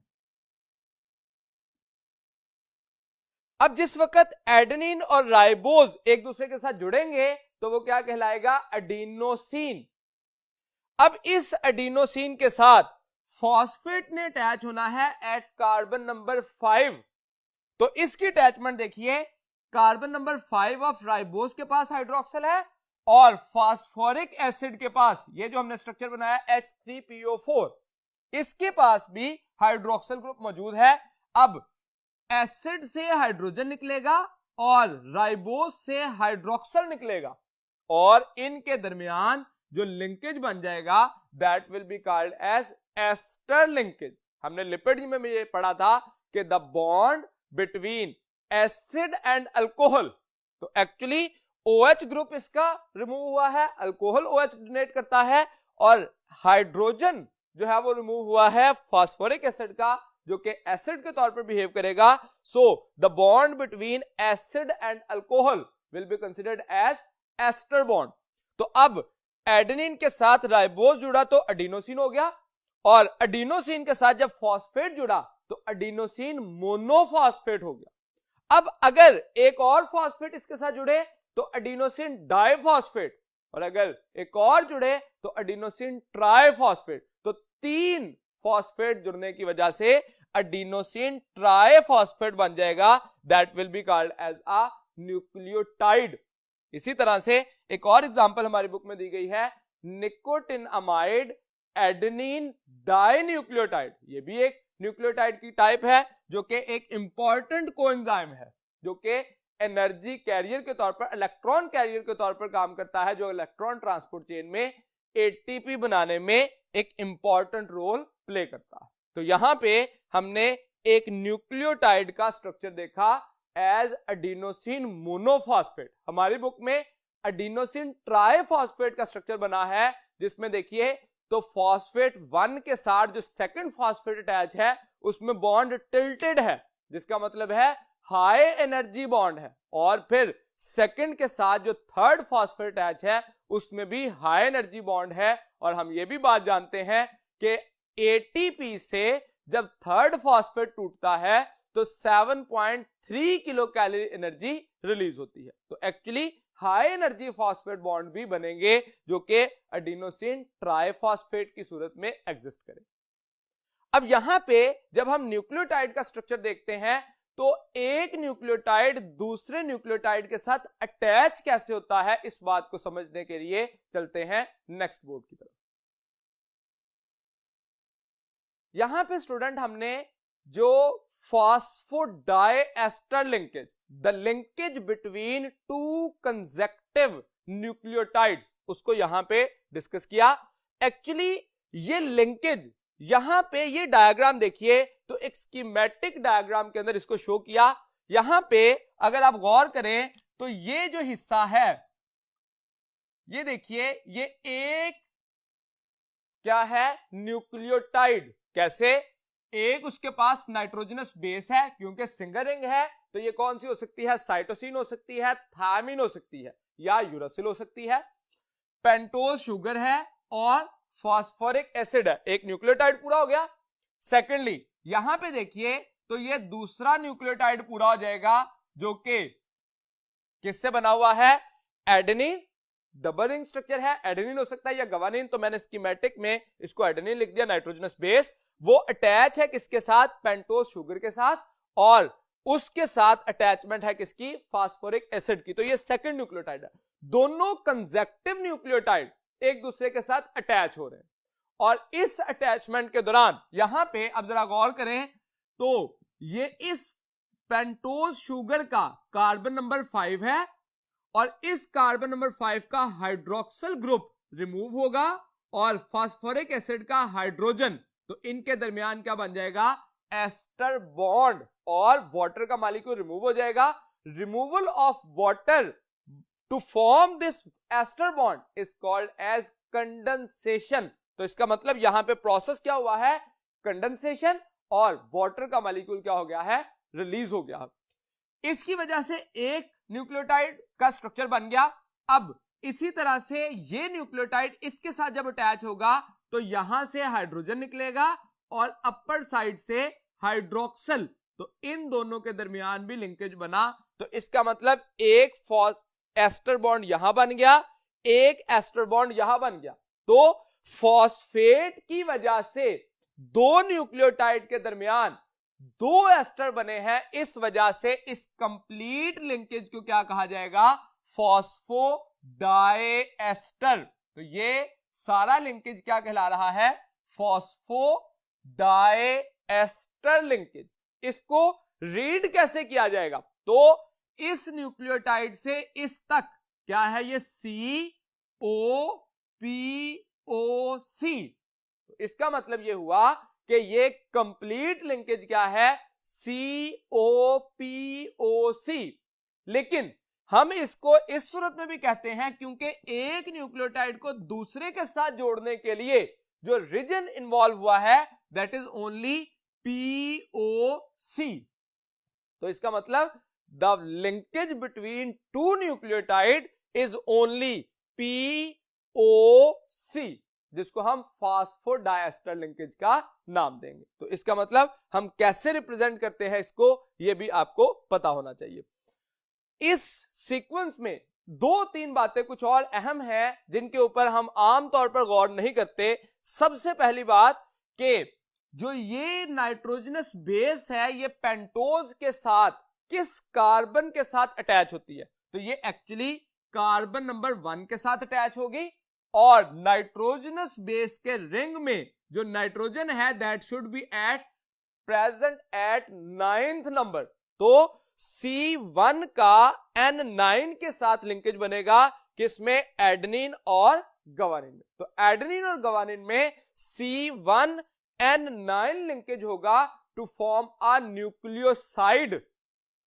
लेकिन जब हम बात करते हैं सिंगल रिंग बेस की जिसमें साइटोसिन, थायमिन या यूरासिल है, तो उसमें ये जो नाइट्रोजन है इसको कंसीडर किया जाता है फर्स्ट पोजीशन पे और कार्बन भी फर्स्ट पोजीशन पे है। तो इसका मतलब ये लिंकेज किसमें है? C1N1। तो इसका मतलब हमें MCQ इस पे भी पूछा जा सकता है कि पोजीशन क्या है बॉन्ड की। तो 1-1 के साथ होती है सिंगल रिंग के साथ, लेकिन 1-9 में होती है डबल रिंग की पेंटोज शुगर के साथ। जब ये पूरा स्ट्रक्चर कंप्लीट हो गया तो यहां पे आप देखिए कि कुछ ऐसे कार्बन हैं जो कि लिंकेज बनाने की कैपेसिटी रखते हैं, सारे कार्बन कैपेसिटी नहीं रखते। जैसे यहां पे देखिए कार्बन नंबर 1 के पास ये कैपेसिटी है कि वो बॉन्ड बनाए, कार्बन नंबर 3 के पास कैपेसिटी है कि वो लोअर से आने वाले फॉस्फेट के साथ लिंक बना ले, और कार्बन नंबर 5 के पास कैपेसिटी है। इसका मतलब ये हुआ कि हम आसानी से ये कह सकते हैं कि पेंटोज शुगर में ऑड नंबर ऑफ कार्बन जो हैं वो रिएक्टिव होते हैं, they have capacity to make the covalent bond reactively, या आसानी से स्पीड अप बनाने की कैपेसिटी होती है कार्बन नंबर 1 की, कार्बन नंबर 3 की एंड कार्बन नंबर 5 की। इस केस में जब हम ये बात कहते हैं तो इसका मतलब डीएनए के पास, इसके पास भी हाइड्रोक्सल नहीं होता और इधर भी हाइड्रोक्सल नहीं होता। तो ये जब स्ट्रक्चर कंप्लीट होता है तो यहां पे देखिए, तो ये जो कार्बन नंबर 5 पे अपर हाइड्रोक्सल अटैच फॉस्फेट अटैच हुआ है उसके पास फ्री हाइड्रोक्सल आ जाता है, जिस वजह से हम इसको कंसीडर करते हैं 5'। और जो कार्बन नंबर 3 पे हाइड्रोक्सल आता है उसको हम कंसीडर करते हैं 3'। इसका मतलब कार्बन नंबर 3 पर फ्री हाइड्रोक्सल मौजूद है जो कि एक और न्यूक्लियोटाइड के साथ फॉस्फोडाइएस्टर लिंकेज बना सकता है। और इसी तरह से अपर भी कार्बन नंबर 5 पर मौजूदा फॉस्फोरिक एसिड के पास फ्री हाइड्रोक्सल ग्रुप मौजूद है जो कि अनदर न्यूक्लियोटाइड के साथ लिंकेज बना सकता है। यहां पे एक एडिशनल इंफॉर्मेशन के तौर पर देखिए जो कि हम आमतौर पर ख्याल नहीं करते कि 3 और 5 तो मैंने जिक्र कर दिया कि ये पोजीशन ऑफ कार्बन है। What about the prime? ये जो प्राइम लगाया गया है इसका क्या मतलब है? अगर ये ना लिखा जाता तो क्या ये बात जो है वो कंसिडर ना होती? इसको लिखने की वजह क्या है? To differentiate the carbons of pentose from carbons of nitrogenous base. Nitrogenous base के अंदर भी तो कार्बन है, तो अगर हम ये कहें 5 खाली लिख लेते तो कंफ्यूजन आती कि either hydroxyl group is present freely present at carbon of pentose और कार्बन ऑफ नाइट्रोजनस बेस। तो इन दोनों को क्लैरिफाई करने के लिए प्राइम जो है तमाम कार्बन पे जो नाइट्रोजन जो इसके पेंटोज शुगर के तमाम कार्बन होते हैं उसको हम प्राइम से डिनोमिनेट कर देते हैं, जिसका मतलब इसके पास फ्री हाइड्रोक्सिल ग्रुप मौजूद है।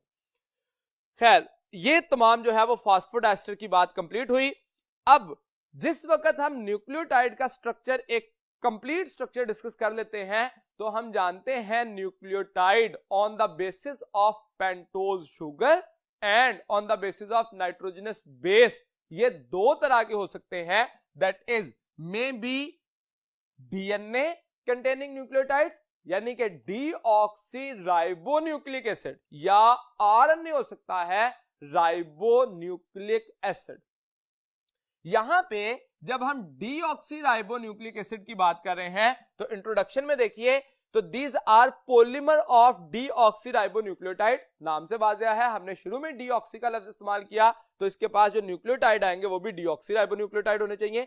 ये हेरिडिटरी मटेरियल है जो कि जेनेटिक मटेरियल के तौर पर transformation from one generation to next generation करता है। ये कंट्रोल करता है प्रॉपर्टीज और पोटेंशियल एक्टिविटीज ऑफ सेल। तो जितने भी फंक्शंस परफॉर्म होना होते हैं उसके लिए जो सीक्रेट इंफॉर्मेशन जो कि in the form of coded form information मौजूद होती है, that is present in the DNA in the form of genes. तो ये एक कंट्रोल करता है प्रॉपर्टीज को। अगर हम इसकी कंपोजिशन देखें तो डीएनए की कंपोजिशन में एक्चुअली उसी तरह से न्यूक्लियोटाइड की कंपोजिशन हमें जानना होगी, जिसमें खास तौर पर नाइट्रोजनस बेस है, सेकेंडली पेंटोज शुगर है और फास्फोरिक एसिड है। जब हम ये बात करते हैं तो नाइट्रोजनस बेसिस कौन कौन सी हो सकती हैं? Adenine, guanine, cytosine and thymine. Uracil is only present in RNA और thymine is only present in DNA. बाकी तीनों जो है वो कॉमन है, आरएनए और डीएनए दोनों में मौजूद है, लेकिन इसके लिए थायमिन के लिए हम लिखते हैं ओनली डीएनए और ये आरएनए ओनली। इस तरह से बात जो है वो ज्यादा स्पेसिफाई हो जाती है कि ये सिर्फ उसमें मौजूद होते हैं। अब अगर हम न्यूक्लियोसाइड देखें, यहां पे हमें डेफिनेशन पता होनी चाहिए न्यूक्लियोसाइड और न्यूक्लियोटाइड में डिफरेंस क्या है। तो nucleoside is always pentose sugar plus nitrogenous base. तो जब भी शुगर और नाइट्रोजनस बेस का अटैचमेंट होगी एक दूसरे के साथ कोवलेंट बॉन्ड के जरिए, तो उसे कहा जाएगा न्यूक्लियोसाइड। लेकिन न्यूक्लियोटाइड कब कहा जाएगा? जब शुगर के साथ एक साइड पे नाइट्रोजनस बेस और दूसरी साइड पे फॉस्फेट हो, यानी कि शुगर के कार्बन नंबर 1 के साथ नाइट्रोजनस बेस और 5 के साथ फॉस्फोरिक एसिड हो, तो बन जाएगा न्यूक्लियोटाइड। जब हम न्यूक्लियोसाइड की एग्जांपल में देखें तो एडेनिन के साथ जब पेंटोज शुगर मिला तो एडिनोसिन, और जब डीऑक्सीराइबोज मिला तो डीएडिनोसिन। इसी तरह से ग्वानिन के लिए ग्वानोसिन, साइटोसिन के लिए साइटिडीन, थायमिन क्योंकि आरएनए में होता ही नहीं इसलिए उसके लिए डीथायमिडीन। तो ये न्यूक्लियोसाइड को, और इसी तरह से न्यूक्लियोटाइड में एडिनोसिन के साथ जब एक फॉस्फेट जुड़ेगा तो एएमपी, 2 जुड़ेंगे तो एडीपी और 3 जुड़ेंगे तो एटीपी। और इसी तरह से जब डीएनए लिखना होगा तो हम स्मॉल डी लेटर साथ मेंशन करते हैं, जिसका मतलब क्या है? डीऑक्सी। तो डीएएमपी, डीएडीपी और डीएटीपी। यहां पे देखिए थायमिन जो है आरएनए में मौजूद नहीं है, तो इसका मतलब आरएनए में थायमिन के न्यूक्लियोटाइड भी नहीं बनते। यानी कि हमें ये पूछा जा सकता है कि कौन सा न्यूक्लियोटाइड एग्जिस्ट नहीं करता, तो टीएमपी या टीडीपी या टीटीपी ये एग्जिस्ट नहीं करते। और अगर ये कहा जाए कि कौन सा न्यूक्लियोटाइड एग्जिस्ट नहीं करता इन केस ऑफ डीएनए, तो हम कहते हैं डीयूएमपी, डीयूडीपी या डीयूटीपी ये एग्जिस्ट नहीं करते। तो हमें एमसीक्यू के रेफरेंस से ये पता होना चाहिए कि कौन सा स्ट्रक्चर एग्जिस्ट नहीं करता। मैं इस पोजीशन पे क्रॉस लगा दूं ताकि इस बात को अंडरस्टैंड करना आसान हो।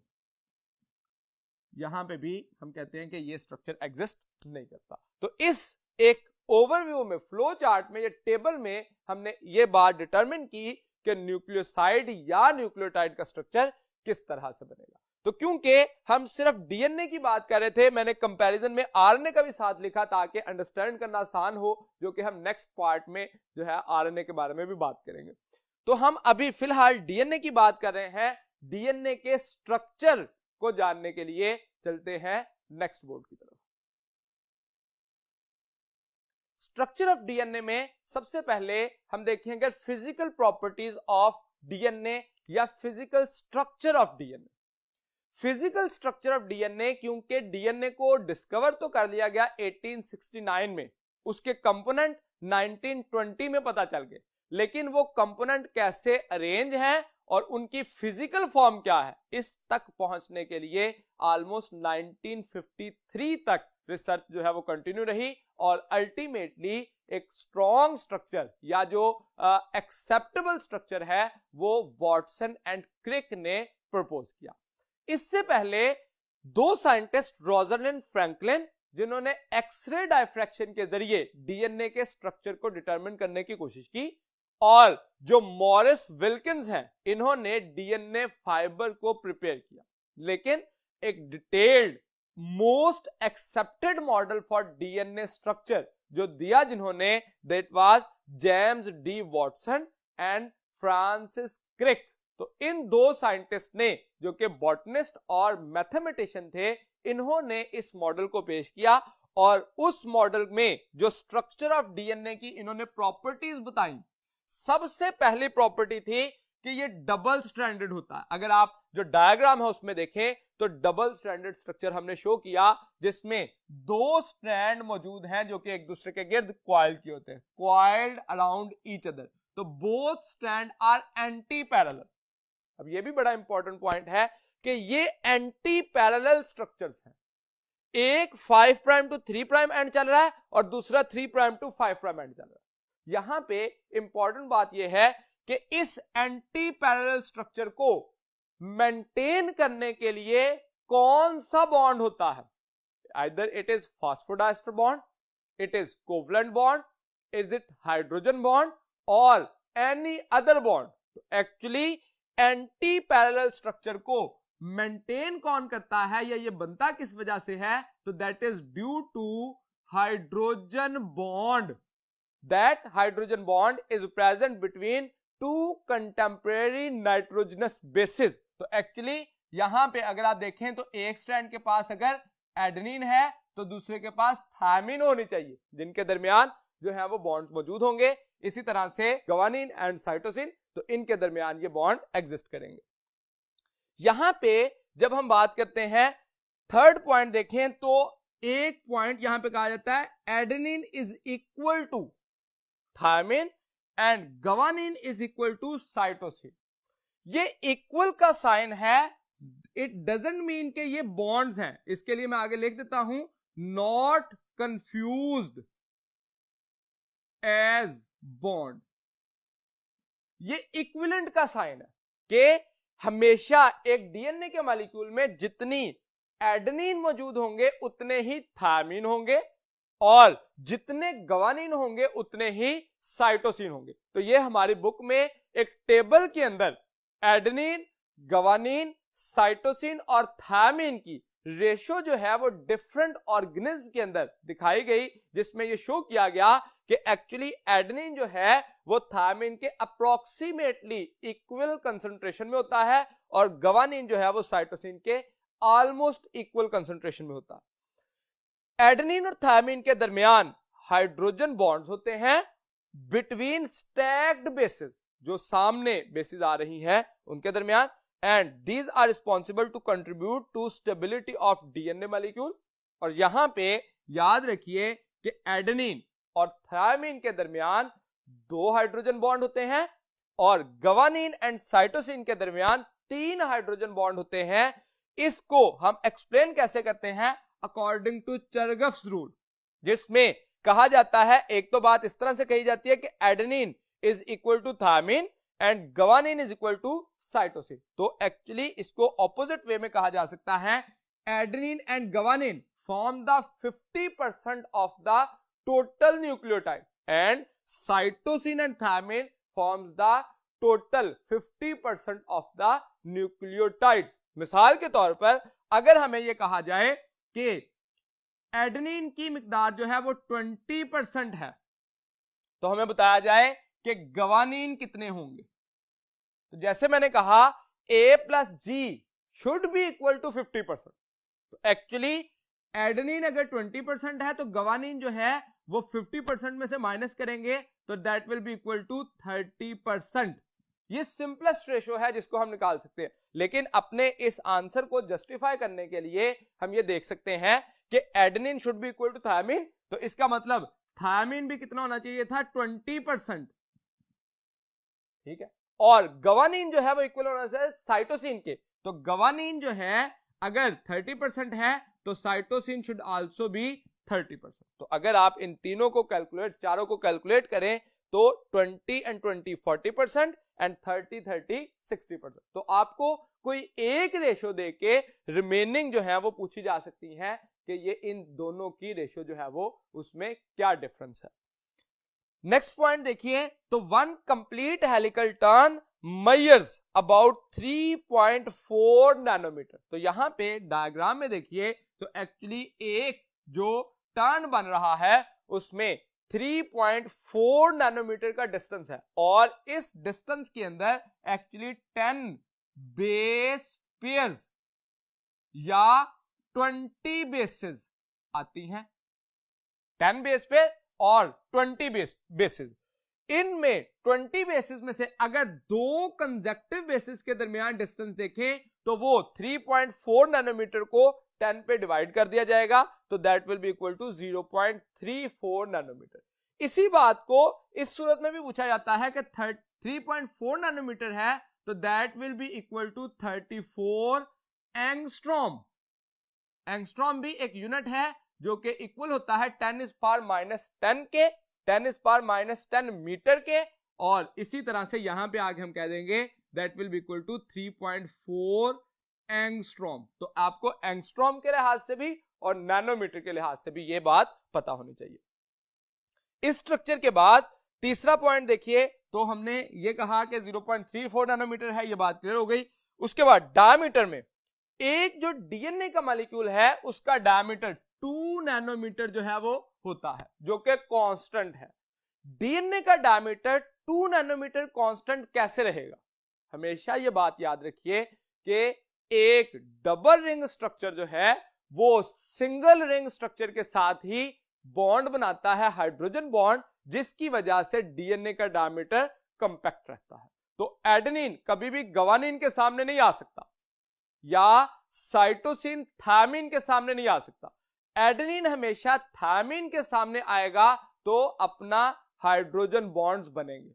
लेकिन यहां पे एक कंफ्यूजन आती है कि जैसे मैंने कहा कि हमेशा प्यूरीन पायरिमिडीन के सामने आएगी, तो फिर हमें यह भी कहना चाहिए कि एडेनिन जो है वो साइटोसिन के सामने क्यों नहीं आ जाती, या गवानीन जो है वो थायमिन के सामने क्यों नहीं आ जाती। तो इसमें याद रखिए कि एक दूसरे के सामने आने के बाद हाइड्रोजन बॉन्ड बनाने के लिए इलेक्ट्रोपॉजिटिव और इलेक्ट्रोनेगेटिव एटम का सामने होना जरूरी है, जो कि एडेनिन और थायमिन के एक दूसरे के सामने होते हैं, और इस तरह से गवानीन के साइटोसिन के सामने होते हैं। जिस वजह से दोनों पॉइंट क्लियर हो गए कि एडेनिन जो है वो गवानीन के साथ क्यों नहीं बना पाता, डायमीटर चेंज हो जाएगा डिफरेंट जगहों से, जिस वजह से स्टेबिलिटी नहीं रहेगी। और इसी तरह से एडेनिन जो है वो साइटोसिन के साथ क्यों नहीं बनाता, because of non structural compatibility, जिस वजह से हाइड्रोजन बॉन्ड बनाने के लिए जो एटम्स हैं वो एक दूसरे के सामने नहीं आ पाते,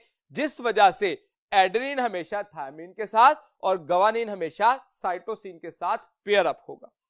लास्ट पे एक येलो बॉक्स इंफॉर्मेशन हमारी बुक में दी गई है, जिसमें यह बताया गया कि जो नंबर ऑफ न्यूक्लियोटाइड्स हैं या अमाउंट ऑफ डीएनए है that is constant among the species, जिसमें इकोला एक एग्जांपल दी गई कि 5 मिलियन बेसिस होते हैं उसमें, जो कि अकॉर्डिंग टू न्यूक्लियोटाइड नंबर बताया गया, तो दैट इज 46,39,221, जिससे प्रोटीन जो कोड होती हैं दीज आर 4200 एंड 88 प्रोटीन्स। ये भी एमसीक्यू के रेफरेंस से हमारे लिए इंपॉर्टेंट बात है। अब इक्वलाई का तो यहां पे बताया गया, इसी तरह से यहां पे ये भी मेंशन किया गया कि सबसे पहला जीनोम जिसका सीक्वेंस किया गया था दैट वाज हीमोफिलस इन्फ्लुएंजा। लेकिन इसी से रिलेटेड इंफॉर्मेशन सेकेंड ईयर में जाके जब डीएनए की कंपोजिशन पढ़ते हैं हम क्रोमोसोम एंड डीएनए में, तो वहां पे बताया गया कि एक टिपिकल ह्यूमन क्रोमोसोम में 14 मिलियन न्यूक्लियोटाइड मौजूद होते हैं। तो जब हमें इस रेफरेंस से, यानी कि अगर कंपैरिजन में पूछा जाए कि इकोलाई में और टिपिकल ह्यूमन क्रोमोसोम में जो न्यूक्लियोटाइड हैं वो कितने हैं, या दोनों में एक दूसरे से डिफरेंस कितना है, तो अप्रोक्सीमेटली 3 गुना ज्यादा जो है न्यूक्लियोटाइड है। यहां पे 5 मिलियन थे और यहां पे अप्रोक्सीमेटली 14 मिलियन है। तो इसका मतलब 3 गुना ज्यादा, जो कि हमें रेशियो के हिसाब से भी पता होना चाहिए और नंबर के लिहाज से भी पता होना चाहिए। इसी तरह से एक टेबल के अंदर amount of DNA among different cells भी बताई गई, जो कि पाइकोग्राम में है। एक्चुअली हर सेल के अंदर हम ये कहते हैं एक स्पीशी के अंदर नंबर ऑफ क्रोमोसोम सेम रहते हैं या अमाउंट ऑफ डीएनए सेम रहती है। उस अमाउंट ऑफ डीएनए को सोमैटिक सेल और जर्म लाइन सेल में हाफ किया जाता है। मिसाल के तौर पर एक सेल सोमैटिक सेल में जितना डीएनए है उसके मुकाबले में हाफ अमाउंट होगी किसमें, among the germ line cell. ये इंफॉर्मेशन तो हमारी फर्स्ट ईयर की बुक में है, लेकिन सेकेंड ईयर में जाके एक जगह पे चैप्टर नंबर 22 में बताया गया कि एक ही स्पीशी के डिफरेंट इंडिविजुअल्स में नंबर ऑफ क्रोमोसोम वेरी कर सकते हैं, जिसमें एग्जांपल हनी बी की दी गई, जिसमें यह बताया गया कि एक्चुअली हनी बी में मेल हैप्लॉइड होते हैं। इसका मतलब अमाउंट ऑफ डीएनए क्या हो जाएगी, हाफ हो जाएगी, और वर्कर्स और क्वींस के पास डबल अमाउंट डीएनए होता है। तो इसका मतलब एक्सेप्शन भी मौजूद है कि amount of DNA with in a species very कर सकता है, लेकिन नॉर्मली या यूजुअली हम ये कहते हैं कि amount of DNA will remains constant among the whole individuals और all somatic cells of the species. तो एक्चुअली स्पीशी के अंदर ये कांस्टेंट रहेंगे। तो इस पॉइंट को एक्सप्लेन करने के बाद हमने डीएनए का एक जनरलाइज्ड स्ट्रक्चर देखा। अब हमारा सिलेबस जो है वो एक्चुअली न्यूक्लिक एसिड में डीएनए एंड आरएनए है। तो जब हम डीएनए का स्ट्रक्चर देख रहे हैं तो इसको आरएनए के साथ कंपैरिजन करते हैं कि उसमें डिफरेंस क्या है। तो उसके लिए चलते हैं फर्स्ट बोर्ड की तरफ।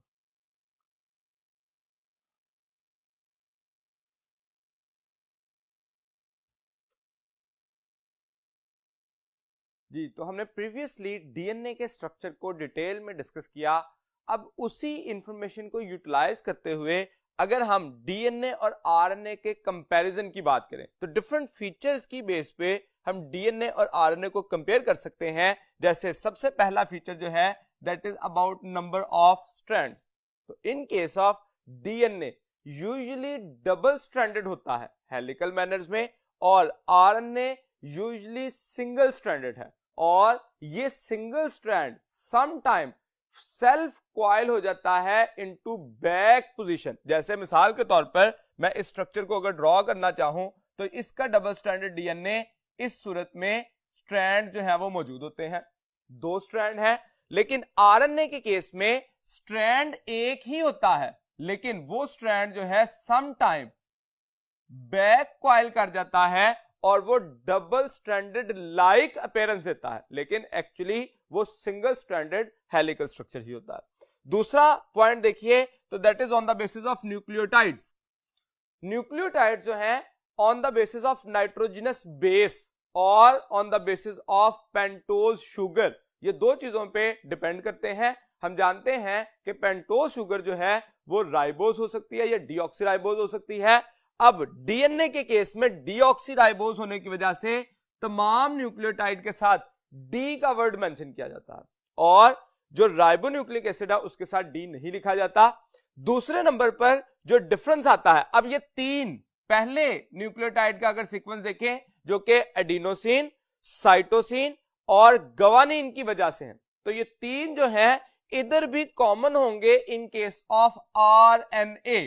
तो यानी कि जो कॉमन न्यूक्लियोटाइड है on the basis of nitrogenous base वो कौन से होंगे, एडेनिन वाले, साइटोसिन वाले और गवानिन वाले। लेकिन जब हम बात करते हैं थायामीन पे तो that is only present in case of DNA, लेकिन यूएमपी यूरासिल का मॉलिक्यूल जो है that is only present in RNA. तो इस बुनियाद पर भी एक एमसीक्यू जो है वो जनरेट किया जा सकता है कि which one of the following nucleotide can not exist in case of DNA. तो हम कहते हैं वो यूएमपी है, यूडीपी है या यूटीपी है।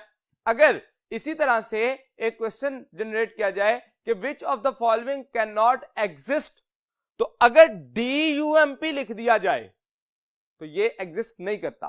कभी भी डीऑक्सी यूएमपी, डीऑक्सी यूडीपी या यूटीपी एग्जिस्ट नहीं करता। और इसी तरह से डीएनए के केस में ये डी के बगैर टीएमपी, टीडीपी और टीटीपी भी एग्जिस्ट नहीं करता। तो डिफरेंट टाइप से क्वेश्चन जो है वो यहां से जनरेट किए जा सकते हैं। तीसरे पॉइंट की तरफ आइए तो पेंटोज शुगर, इस बेस पर भी डीएनए और आरएनए डिफरेंशिएट होता है। क्यों? इसमें कार्बन नंबर 2 पर हाइड्रोक्सिल रिप्लेस हो जाता है किसके साथ, विद द हाइड्रोजन, तो ऑक्सीजन डेफिशिएंसी हो जाती है, so it is called as deoxyribose. लेकिन आरएनए में नॉर्मल 5 कार्बोनेट एल्डो शुगर मौजूद होता है जिसको नाम दिया जाता है राइबोज।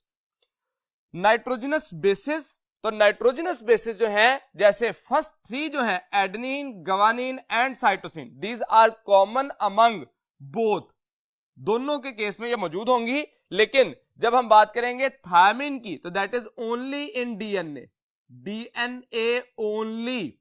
लेकिन यूरासिल के मॉलिक्यूल के साथ हम लिखते हैं that is in RNA only. तो इसका मतलब ये हुआ कि थायमिन और यूरासिल की बेस पर एक्चुअली डिफरेंशिएट होते हैं, बाकी 3 नाइट्रोजनस बेसिस दोनों में होती हैं। अमाउंट पे देखें तो in case of amount DNA is constant in cell of species.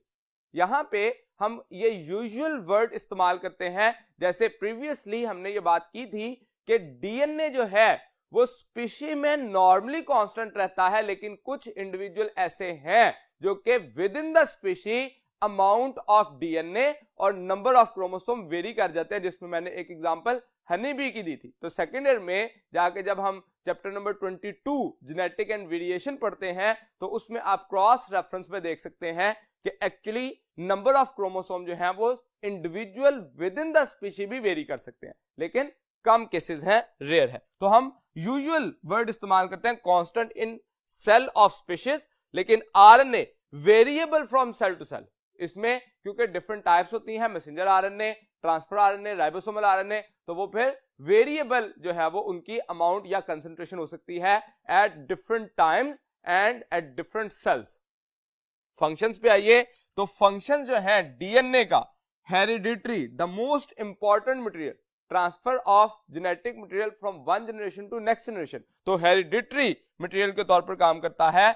लेकिन आरएनए जो है वो डिफरेंट टाइप के होते हैं और डिफरेंटली बिहेव करते हैं, लेकिन सबका एक्चुअल फंक्शन क्या है, हेल्प्स इन प्रोटीन सिंथेसिस। तो आगे हम जब मैसेंजर आरएनए, राइबोसोमल आरएनए और ट्रांसफर आरएनए का फंक्शन देखेंगे तो ये देखेंगे कि डायरेक्टली और इनडायरेक्टली वो जो डीएनए के पास जेनेटिक कोड की सूरत में सीक्वेंस मौजूद है, उस सीक्वेंशियल प्रोसेस को, उस कोड को डिकोड करते हैं और प्रोटीन की सूरत में बनाने में या तो डायरेक्ट इन्वॉल्व होते हैं या कुछ हेल्प करते हैं ताकि प्रोटीन सिंथेसाइज की जा सके। लोकेशन पे देखिए तो according to location DNA nucleus में होता है, माइटोकॉन्ड्रिया में एंड क्लोरोप्लास्ट में। तो ये एक्चुअली कुछ सेल्स में साइटोप्लाज्मिक डीएनए भी एग्जिस्ट करता है जो कि वेरिएशंस हैं, लेकिन कॉमनली इन हिस्सों में ये डीएनए मौजूद होता है। आरएनए में देखिए तो न्यूक्लियोलस में, राइबोसोम्स में एंड साइटोसोल। तो क्योंकि जब डीएनए से आरएनए बनना है by the process of transcription, तो उस दौरानिये में जो आरएनए है उसको ट्रांसफर कर दिया जाता है किस तरफ, साइटोसोल। साइटोसोल में ये सिंथेसाइज नहीं होगा, बनेगा न्यूक्लियस में ही और वहां से इसको ट्रांसपोर्ट किया जाएगा साइटोसोल में in case of eukaryotic cell. तो ये एक जनरल कंपैरिजन जो है वो देखा डीएनए और आरएनए में। अब अगर हम आरएनए का जो लास्ट पॉइंट है that is about types of RNA. तो उसके लिए चलते हैं नेक्स्ट बोर्ड की तरफ। राइबोन्यूक्लिक एसिड या आरएनए, इसकी टाइप्स पढ़ने से पहले कुछ मेन पॉइंट देखें तो ये पॉलीमर ऑफ राइबोन्यूक्लियोटाइड है, ये हमने कंपैरिजन में भी बात कर दी, या जब डीएनए की बात की थी उस वक्त भी हमने कहा था। Present in nucleolus, ribosome and cytosol, ये भी हम बात डिस्कस कर चुके हैं। स्ट्रक्चर इसका सिंगल स्ट्रैंडेड है but may be folded back to give double helical characteristic. तो ये वाला पॉइंट जो है हमने अभी डिस्कस किया कि ये किस तरह से फोल्ड बैक होगा ताकि डबल हेलिक कैरेक्टरिस्टिक अटेन कर ले। लगेगा जैसे ये डबल हेलिकल है लेकिन एक ही स्ट्रैंड जो है वो एक्चुअली फोल्ड बैक हुआ होता है। सिंथेसाइज होता है ड्यूरिंग द ट्रांसक्रिप्शन। तो एक्चुअली सेंट्रल डॉगमा का जो एक इवेंट है, मोस्ट इंपॉर्टेंट इवेंट, जिसमें डीएनए से आरएनए बनता है, दैट इज एक्चुअली ट्रांसक्रिप्शन। तो ट्रांसक्रिप्शन के प्रोसेस के जरिए आरएनए बनते हैं और इनकी डिफरेंट टाइप्स होती हैं। मैसेंजर आरएनए हो सकता है, ट्रांसफर आरएनए हो सकता है, राइबोसोमल। ये तीन मेन टाइप्स हमारी बुक में डिस्कस की गई। इसके अलावा भी डिफरेंट टाइप के आरएनए हो सकते हैं लेकिन इन तीन टाइप्स को हमारी बुक में डिस्कस किया गया। इसमें देखिए ये जो सबसे पहला पॉइंट है that is about their percentage. Percentage में एक सेल के अंदर नॉर्मली जो मिनिमम अमाउंट में होता है वो मैसेंजर आरएनए है। क्यों? क्योंकि ये जैसे ही प्रोटीन सिंथेसिस होती है तो डिग्रेड हो जाता है और नेक्स्ट टाइम दोबारा बनता है। तो मिनिमम अमाउंट में है among all RNase almost 3 to 4%। Transfer RNA कुछ उससे ज्यादा होता है 10 to 20% और राइबोसोमल आरएनए मोस्ट अबंडेंट है ऑलमोस्ट 80%। लेंथ की बात करें तो अकॉर्डिंग टू द लेंथ जो मैसेंजर आरएनए है वेरिएबल लेंथ रखता है। इसमें न्यूक्लियोटाइड की तादाद डिपेंड किस पे करेगी? On the basis of the gene and responsible for protein synthesis. Actually एक प्रोटीन, फॉर एग्जांपल एक प्रोटीन हमारे पास 10 अमाइनो एसिड की है तो उसको बनाने के लिए जो एमआरएनए आएगा उसके पास 30 न्यूक्लियोटाइड होने चाहिए। तो एक्चुअली यहां पे एक सिंपलेस्ट फॉर्मूला याद रखिए कि एक अमाइनो एसिड को कोड करने के लिए 3 न्यूक्लियोटाइड चाहिए। तो इसलिए एमआरएनए के पास according to the number of amino acid of protein उसके ट्रिपल जो है न्यूक्लियोटाइड मौजूद होंगे। इसीलिए इसके कोडॉन को ट्रिपलेट का नाम दिया जाता है क्योंकि 3 न्यूक्लियोटाइड मिलके एक कोडॉन बनाते हैं जो कि एक अमाइनो एसिड को कोड करता है। तो इसलिए हमने लिखा depend upon the length of protein to be synthesised. Transfer RNA देखिए तो that is almost 75 to 90 nucleotide. तो इसकी लेंथ जो है वो इस रेंज में होती है जो कि ट्रांसफर आरएनए जो है वो हमारे सेल्स में actually transfer of amino acid कर रहे होते हैं। तो अमाइनो एसिड की टाइप कितनी है जो कि प्रोटीन सिंथेसिस में इन्वॉल्व हो? तो वो है 20। तो इसका मतलब ये हुआ कि मिनिमम 20 टाइप्स के ट्रांसफर आरएनए सेल के पास होने चाहिए लेकिन ये यूजुअली 45 काइंड्स तक जो है वो मौजूद होते हैं। अब यहां पे भी देखिए फर्स्ट ईयर में जब हम कंपैरिजन पढ़ते हैं इस चैप्टर में तो यहां पे इसके लिए लिखा 20 काइंड्स, लेकिन सेकेंड ईयर में जाके जब ट्रांसक्रिप्शन के प्रोसेस से पहले ट्रांसफर आरएनए को डिस्कस किया जा रहा है वहां पे लिखा 45 काइंड। तो हम कहते हैं मिनिमम 20 काइंड्स हैं लेकिन 45 काइंड्स तक हो सकते हैं। तो आपको दोनों पॉइंट जो है वो पता होने चाहिए। राइबोसोमल आरएनए ये कांस्टेंट होते हैं। इनकी कंपोजिशन एक्चुअली होती क्या है? इसमें एक्चुअली राइबोसोमल आरएनए जो है ये राइबोसोम का हिस्सा होते हैं और राइबोसोम में दो चीजें होती हैं, एक प्रोटीन होती है और दूसरे नंबर पर होता है राइबोसोमल आरएनए। अब ये जो राइबोसोम है जो कि एक ऑर्गेनल है, नॉन मेम्ब्रेनस ऑर्गेनल है, इस राइबोसोम के बनाने के लिए प्रोटीन और ribosomal RNA almost equal amount में आते हैं। 40 to 50% जो है ये मौजूद होते हैं जिस वजह से हम कहते हैं कि राइबोसोमल आरएनए कांस्टेंट होंगे। फंक्शन देखिए तो मैसेंजर आरएनए के नाम से वाज़िया है, messenger that is able to take the message. तो टेक मैसेज फ्रॉम डीएनए। इसके पास वो जो सीक्वेंस ऑफ न्यूक्लियोटाइड डीएनए के पास था उसी को कोड किया गया है इन द फॉर्म ऑफ आरएनए और आरएनए को फिर डीकोड किया जाएगा to form a protein by a particular number and sequence of amino acids. तो यहां पे take message from DNA. Transfer RNA देखिए तो उसके भी नाम से that is responsible to transfer the amino acid at the site where a protein is to be synthesized. जिस जगह पे प्रोटीन सिंथेसाइज हो रही है, मिसाल के तौर पर यहां पे देखिए, अगर मैं ये डायग्राम इस तरह से ड्रॉ करूं, फॉर एग्जांपल ये एक सेल है, इस सेल के अंदर ये न्यूक्लियस है, न्यूक्लियस के अंदर डबल स्ट्रैंडेड डीएनए था, डीएनए से आरएनए बना, इसको ट्रांसफर कर दिया गया साइटोप्लाज्म में। अब ये मैसेंजर आरएनए फॉर एग्जांपल, अब एक ट्रांसफर आरएनए भी, सेल के पास 20 काइंड के ट्रांसफर आरएनए मौजूद हैं जो कि अपना अपना अमीनो एसिड कैरी कर रहे हैं अकॉर्डिंग टू द एंटीकोडॉन। अब ये एक अमीनो एसिड कैरी कर रहे हैं, जो ट्रांसक्रिप्शन के बाद जो एमआरएनए बना था, इससे अब होनी है प्रोटीन सिंथेसिस।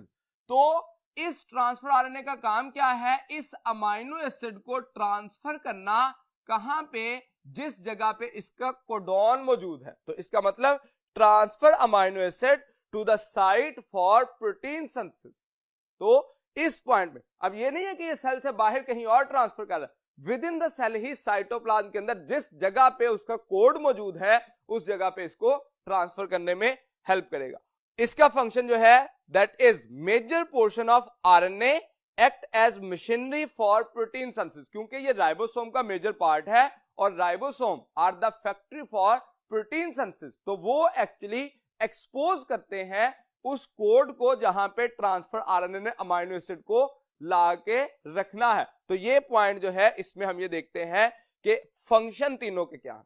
अब यहां पे हमारे फर्स्ट ईयर के इस चैप्टर में तो यही बात लिखी गई, लेकिन सेकेंड ईयर में जाके जब हम चैप्टर ट्रांसक्रिप्शन और ट्रांसलेशन और रेप्लिकेशन की बात पढ़ते हैं, तो उसमें हम ये देखते हैं कि ट्रांसफर आरएनए का स्ट्रक्चर बनाया गया है, और वो स्ट्रक्चर जो है दो सूरतों में हो सकता है, दैट इज 3 डायमेंशनल और 2 डायमेंशनल।